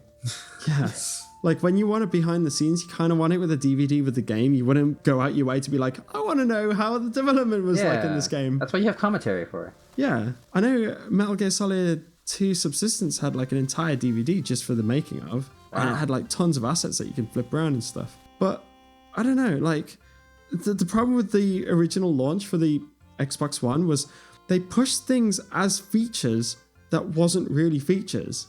So they were like, yeah, cool, you can't share your games. And everyone's looking at each other going like, they said that really excitedly, like that's good news. Why are you seeing And the other one was like, if you're watching Netflix and the Kinect, which is mandatory and you can't unplug it, picks up that there's more than 20 people, it's going to charge you twice for the film because you're showing it like a cinema. And everyone's like, are they for real? Are these features? Is this a good thing? I feel like we're being imprisoned. Are they going to take our wallets as we leave? Or what? What's happening? It was so dumb. What they were pushing is they just said things that they shouldn't have said. Like, at least if they wanted to have that stuff, keep it secret and sell it to us first. That's what normal people would do. But yeah, instead, they just told it us. Just introduce the console. Yeah, or just say it plays games. If they said, oh, this is a new games console, it plays a lot of games, you know, everyone would have gone mental. But they did that pre-presentation before E3, going over the non-gaming features. Like, yeah, you can watch your sports on this thing, you can watch your movies, blah, blah, blah. And it left everyone going like, yeah, like half cheering going, right, E3 is for games, so they're going to talk more games on that. That's what they did. Yeah, I convinced myself that they were only talking about the non-game stuff before E3 to get it out the way. And then E3 came, they're like, yeah, Netflix. Media. Memes. Check out these indie games you never heard of, like Minecraft. And you know what happened? You know what happened? Because of that performance that they did, the Sony conference, the PS4, they're like, all right, we're going to talk about games unlike some of our competitors. It's like, yeah, they fucking nailed it. They took it. Did you see the YouTube video that got released as soon as they did the presentation? Oh my god, yeah. The one where, because they were deciding, like, no one knew whether PS4 was going to be DRM free or not, whether you could share games or not. And Xbox One went first. So they were like, yeah, you can't share your games, DRM restriction, whatever, blah, blah, blah. And everyone's like, yeah, another half cheer, because that's pretty much the entire presentation. PS4, they were late. And I honestly think it's because they were still deciding whether to make it DRM locked or not. And they came out, they're like, yeah, it's DRM free, guys. You guys can share games. And they released a YouTube video as soon as they said it. And it's like the CEO or whatever, the president of Sony, and another like head, like the guy on the stage or whatever. It's like, this is how you share games. Would you like this game? Yes. And he just hands it over, and they just look at the screen. It's something like that. Fucking and great. everyone was just losing their minds. It was so great. I got. By the way, Actually, I don't even recall. Did they actually take that back on the Xbox One, where it now like you actually can just share games? I feel like they did. They've been They backtracked took back a lot of things. So apparently the new I don't want to say CEO, the guy in charge of running it. You know, the guy who ran it to the ground was that Zynga guy who went off and ran another company to the ground. The new guy in charge is actually a gamer who likes games and stuff. And he's doing some really good stuff for the Xbox. Like, if you wanted to get one, I'd say it's not a bad idea anymore, because this guy's like, yeah, the connector was a stupid idea. Let's not make it mandatory. Yeah, maybe the DRM thing's like taken because of this guy too, because he sounds like a really good. He's a good egg. It's still like, does Spike like, and what is he gonna play on it? Because Yeah, that's the whole thing. At is this like, point, it's what the is there damage to has play? been done. yeah, There's you have to really climb back your audience if you're gonna, try to get the market share back, because you gave it all to PlayStation. I'm not gonna lie, Xbox. yeah. I mean, like, there's still diehard fans of Xbox that'll swear by it. I'm sure, like, there's like people that are probably gonna listen to this and be like, oh yeah, no, it's you got plenty of games to play on Xbox, and anything you get on PlayStation is on Xbox, but just twice as good. Like, I'm pretty sure everybody's gonna be there's plenty of folks that are going to show People up have preferences. Well, people didn't watch the E3 thing. So when I was working Blockbusters at the time when I was taking the pre-orders for the consoles, and they're like, can I order, pre-order the Xbox One? I was like, really? Yeah. It's like, why? Oh, I got the Xbox 360, so I just wanted the next Xbox. So most people just didn't know, or, didn't look into the background. Not everybody's super hardcore into the I want to know what the specs are, or what I want to know what it does, and blah blah blah. I'm not gonna keep up with everything that happens. Yeah, it's just some people. But that's what we're here for. We look into it.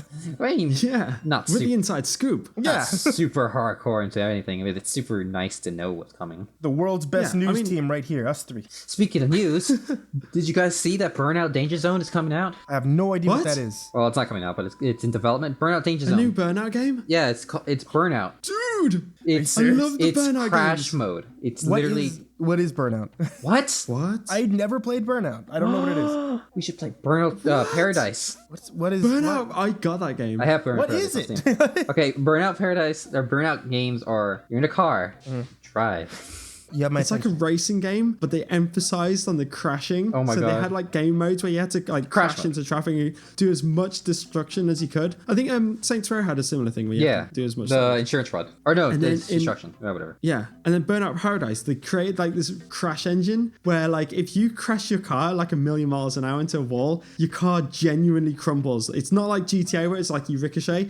You crush into a tiny cube and you will die. Yeah. Really? Yeah, so the new Burnout game is going to be just crash mode. It's called Burnout Danger Zone. Oh man, It's going to be didn't awesome. the developers, the original developers of Burnout, they weren't making a game for the longest while, so they were going to make a spiritual successor, just like how Ukulele was meant to be like the Banjo-Kazooie spiritual successor. Put a pin in that. I want to talk about Ukulele, but go ahead. Yeah.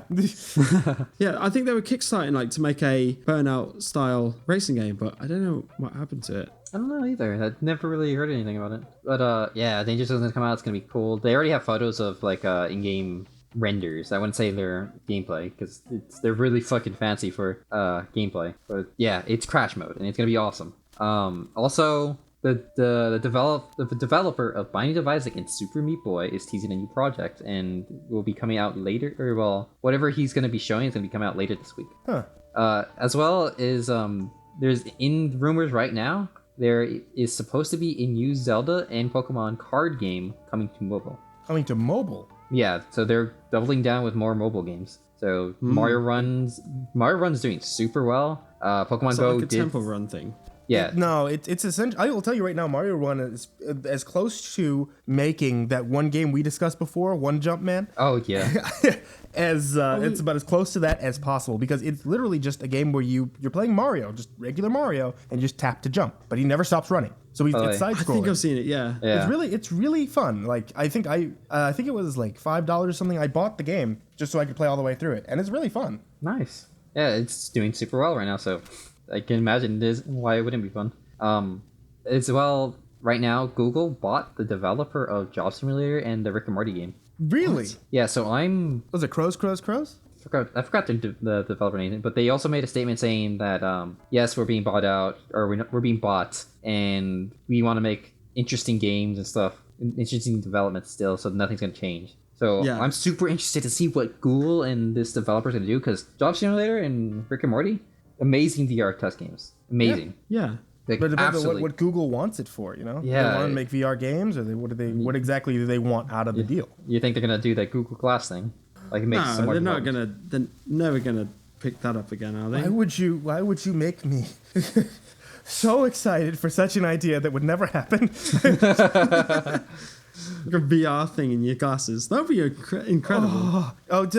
You guys saw this is probably way off topic. I mean, we were talking about electronics, but there was there were those little contact lenses that have like electronics on them that allow them to focus. So it gives you like a kind of super sight. You can actually use it for telescopic or microscopic vision using just your basic eyes. What? That's fucking rad. I'll show you guys the link to some of the videos. Yeah, there was like one of those little Facebook, like this is technology kind of videos. I don't know whether to trust any of those posts. They've got like videos of it and how exactly it works. Like I'll show you guys the video later after this. But it's like this little contact lens, and it looks like it's got like a couple of little like electronic around the edge of the contact lens. But like it allows you to view, and I don't mean like telescopically, like I mean you can see the craters of the moon, but like it allows you like a double or 4 times telescopic view to view at a distance, as well as a microscopic view 2 or 4 times smaller that your normal eyesight should be able to view.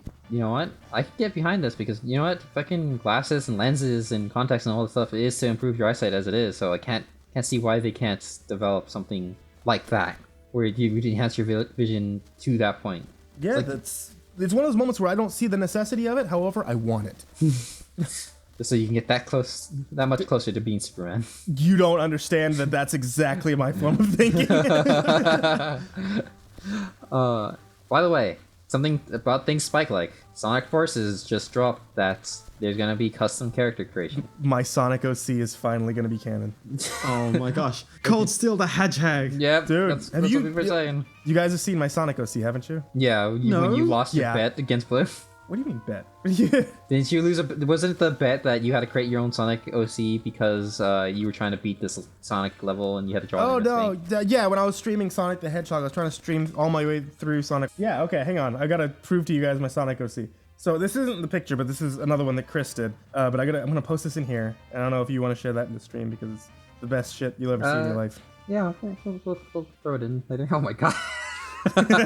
No, is that a Billy? Yeah, it's Billy as Tails. He's got like great. And he's even got like his actual tails are like wisps of like cobwebbing and stuff. So it's neat. Why? No. Looks great. I think you should roll with it. I think that should be your new persona. Get rid of Blue Man. I love that you can actually see he's got eyes too. There's like pupils hidden in the darkness.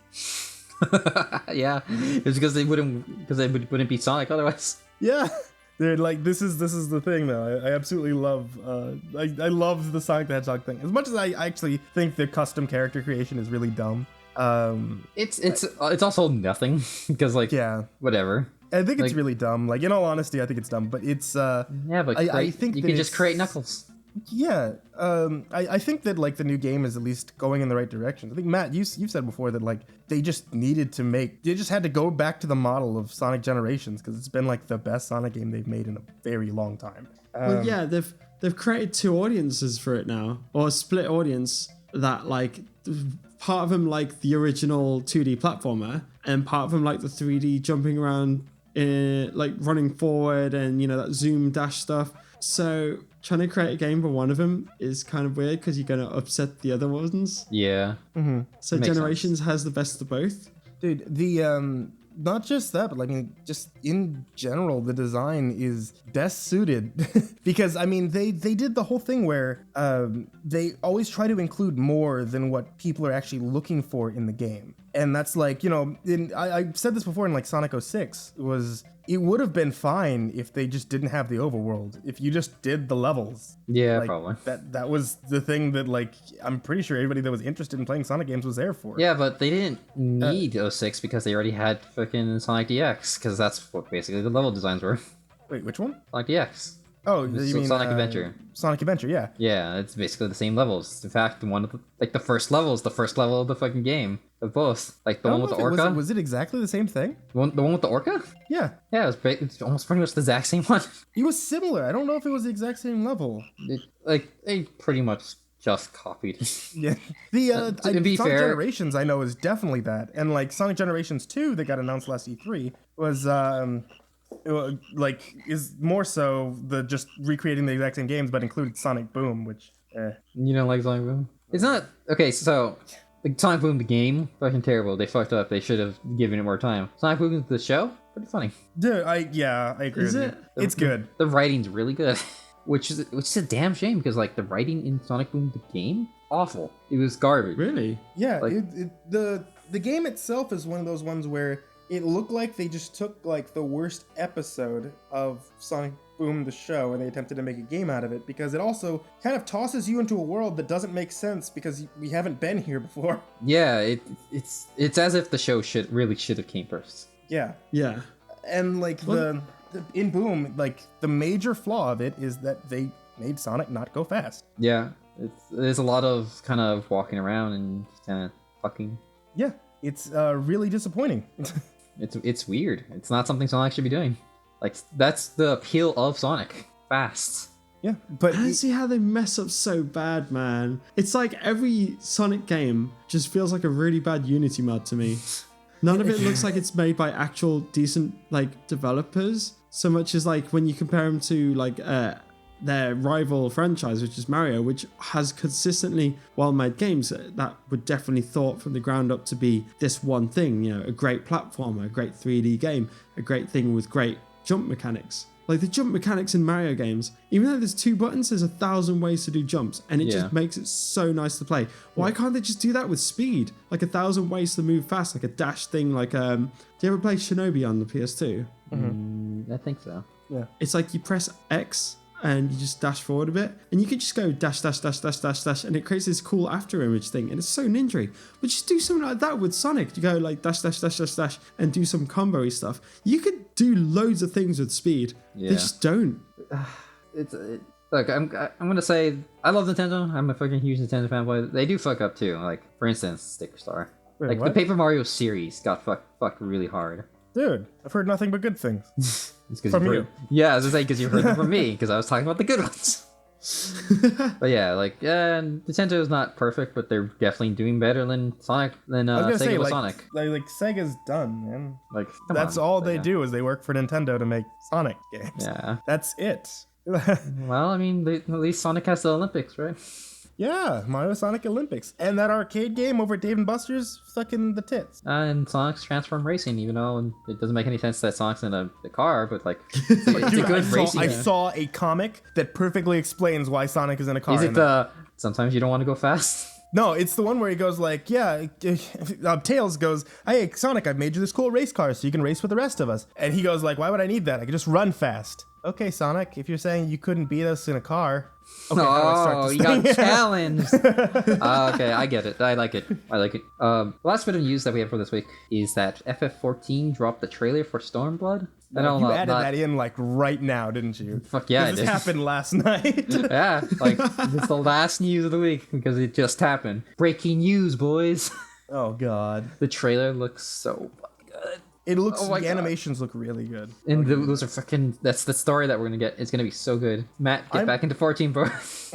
Yeah, seriously. No, I'm in it for the the visuals of the new realm, the new area that we're in, the new continent. Yeah. I think looks really, really good. Yeah, oh my God. Like I'm not What's too. the theme? It's What's the aesthetic? like It's Asian? Japan. Yeah, Yeah. Japan. Oh, It's gonna be great. Like honestly, I can't. I'm super excited for it. I'm super excited for the new classes, and new levels, and all of that. The new Just- classes, like after looking at the samurai, I'm kind of into it too. Like the samurai look really cool. is that a I've new been- class? Yeah. I've been into red mage, but since everybody's going red mage, now I'm like, I gotta find something else. Dude, join me with samurai. We'll level at the same time. We'll queue as both samurais. Yeah, dude, I'm samurai. I'm samurai with you. We'll never get into a party, but we'll be queued together. No, this is why I'm building up my white mage, man. We'll do it together. You just need to get to 6 or 50, I think. Yeah, the new classes start at level 50. So get your white mage to 50. I'll level my other healer with I'm your already samurai. halfway there. Nice. You have 25. Yep, 40. No, it's not halfway then. Yeah, it is because it takes forever to still level. It's 90%. But yeah, 14 drop trailer. Check it out. It's awesome. And that's really all there is for news this week. At least video game news. No, we gotta get Matt. What's new in England? Oh gosh, we got elections coming up. Oh my god. What are your elections for? What are you electing? What are the new things? Who are you Who's voting the- for? who's in the Don't running? actually answer that. Don't actually answer that. Tell us what's everything going on? What's the What's you got England elections about? coming up for what? Yeah, Where is England? Where is it on the map? So look at a map and just drop sand. Though, because that reminds me of that North Korea thing that just happened in America. Where they got like 1,000 people to be like, okay, where's North Korea on the map? And there's an entire map and there's blue dots everywhere. No one, like barely anyone knew where North Korea actually was. But then they asked like, oh, what should we do about North Korea? And everyone who knew where North Korea was were like, yeah, we should look for a more diplomatic way of doing it. Like, pressuring China or whatever to do so-and-so and like trying to resolve it a diplomatic way. People who had no idea where like North Korea was were like, yeah, we should use the military. We should like fight them and bomb them and stuff. I'm like, no, you don't know what you're talking about. You clearly don't even know where it is on the map. Why are you saying we should do that? No. It's as if you guys are the problem. But not to get super politics about America, because most of us are in America. Let's talk about England politics, where it doesn't matter. Yeah. Wow. Oh, Yeah. hang on. Shout out to the one English viewer. Shut up. You mean Matt? Yeah, I don't watch my own stuff much. too much. Oh, okay. So yeah, what do you No, guys? What's happening selection? in England? Oh gosh, so we've got two. Usually, it's two main parties that's going to get elected. It's either Labour or Conservative, which is like Democrats or Republics. I want to compare them to, where like Republics is our Conservative. Okay. Right, you keep it up so far? Yeah. No, go ahead. What the fuck? You lost me at Republic. Okay, I'm gonna say right. Whenever I say Republic, I mean the British Conservative because I don't want to confuse you guys. Okay. And whenever I say just tell us what it is, Democrats- man. It doesn't matter. Like if it's the Conservatives' sake for Conservatives, we'll follow along. Yeah, go ahead. Okay. We got the Conservatives. They're in power right now, so they're our government. And then when we had Brexit, David Cameron, who was our prime minister, was just like, "Hey, you guys voted Brexit? This is terrible. I don't want to be in. Bye." And he just quit.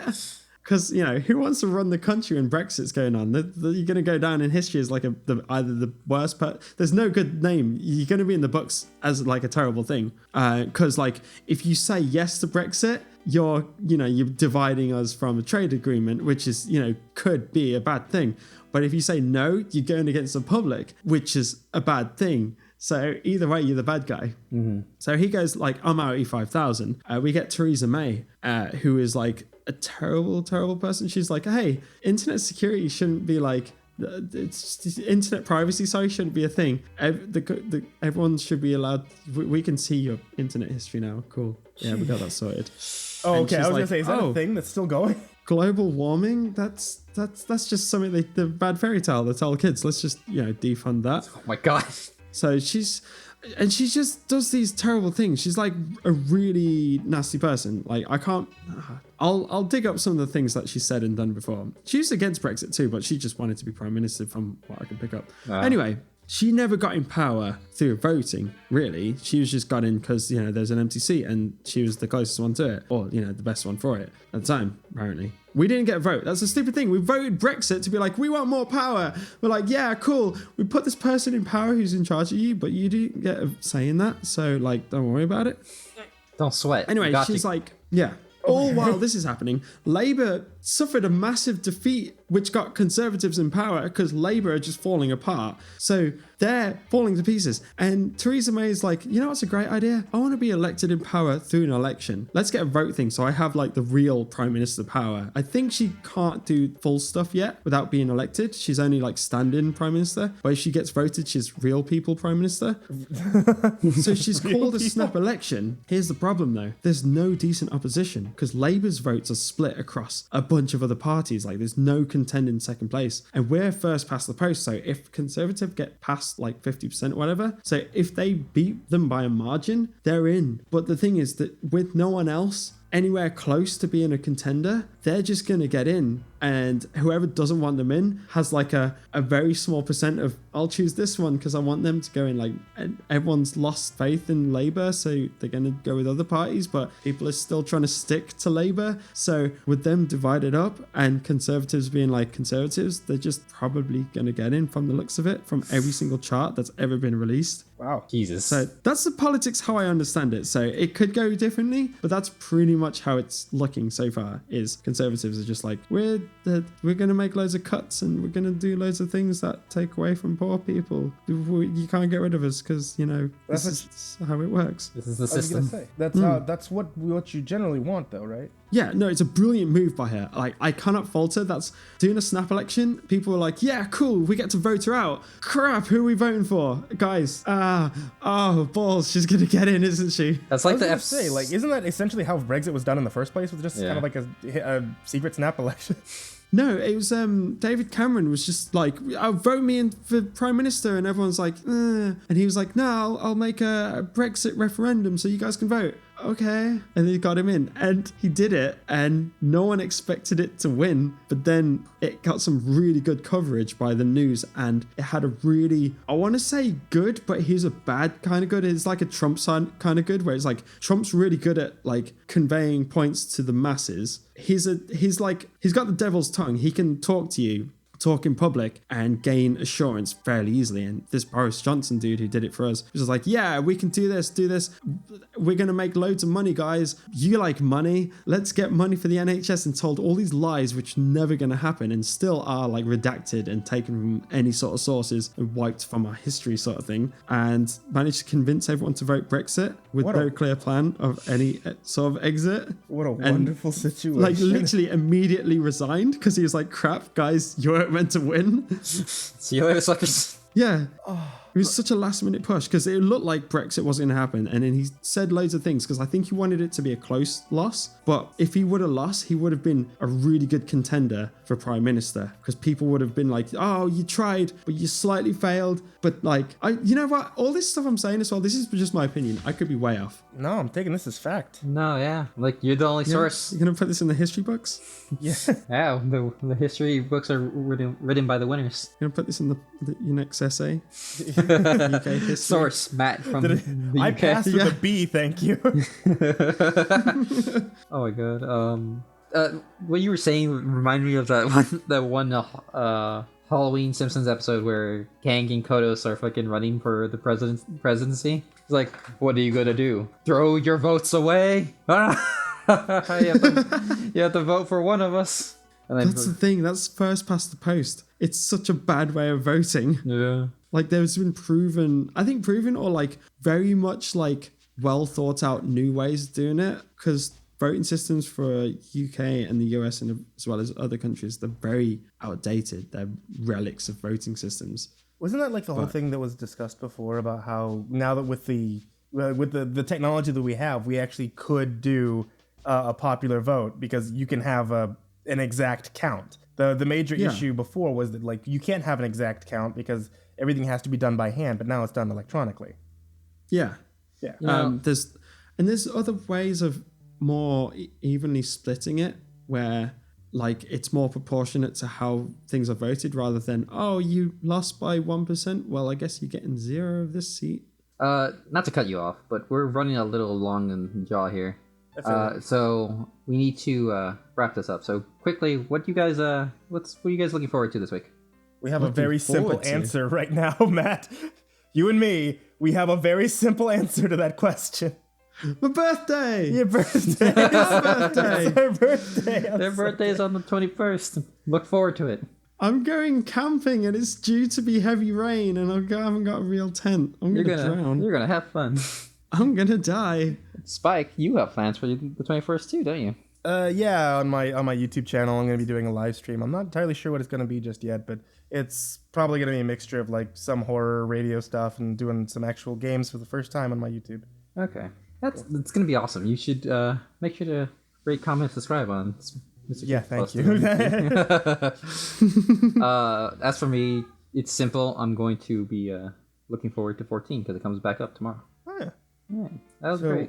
When are we gonna do another episode of this? Do you think? What do we? Well, we'll see next Tuesday. See? Okay. Yeah. Thanks for tuning in to the Dungeon Runners podcast.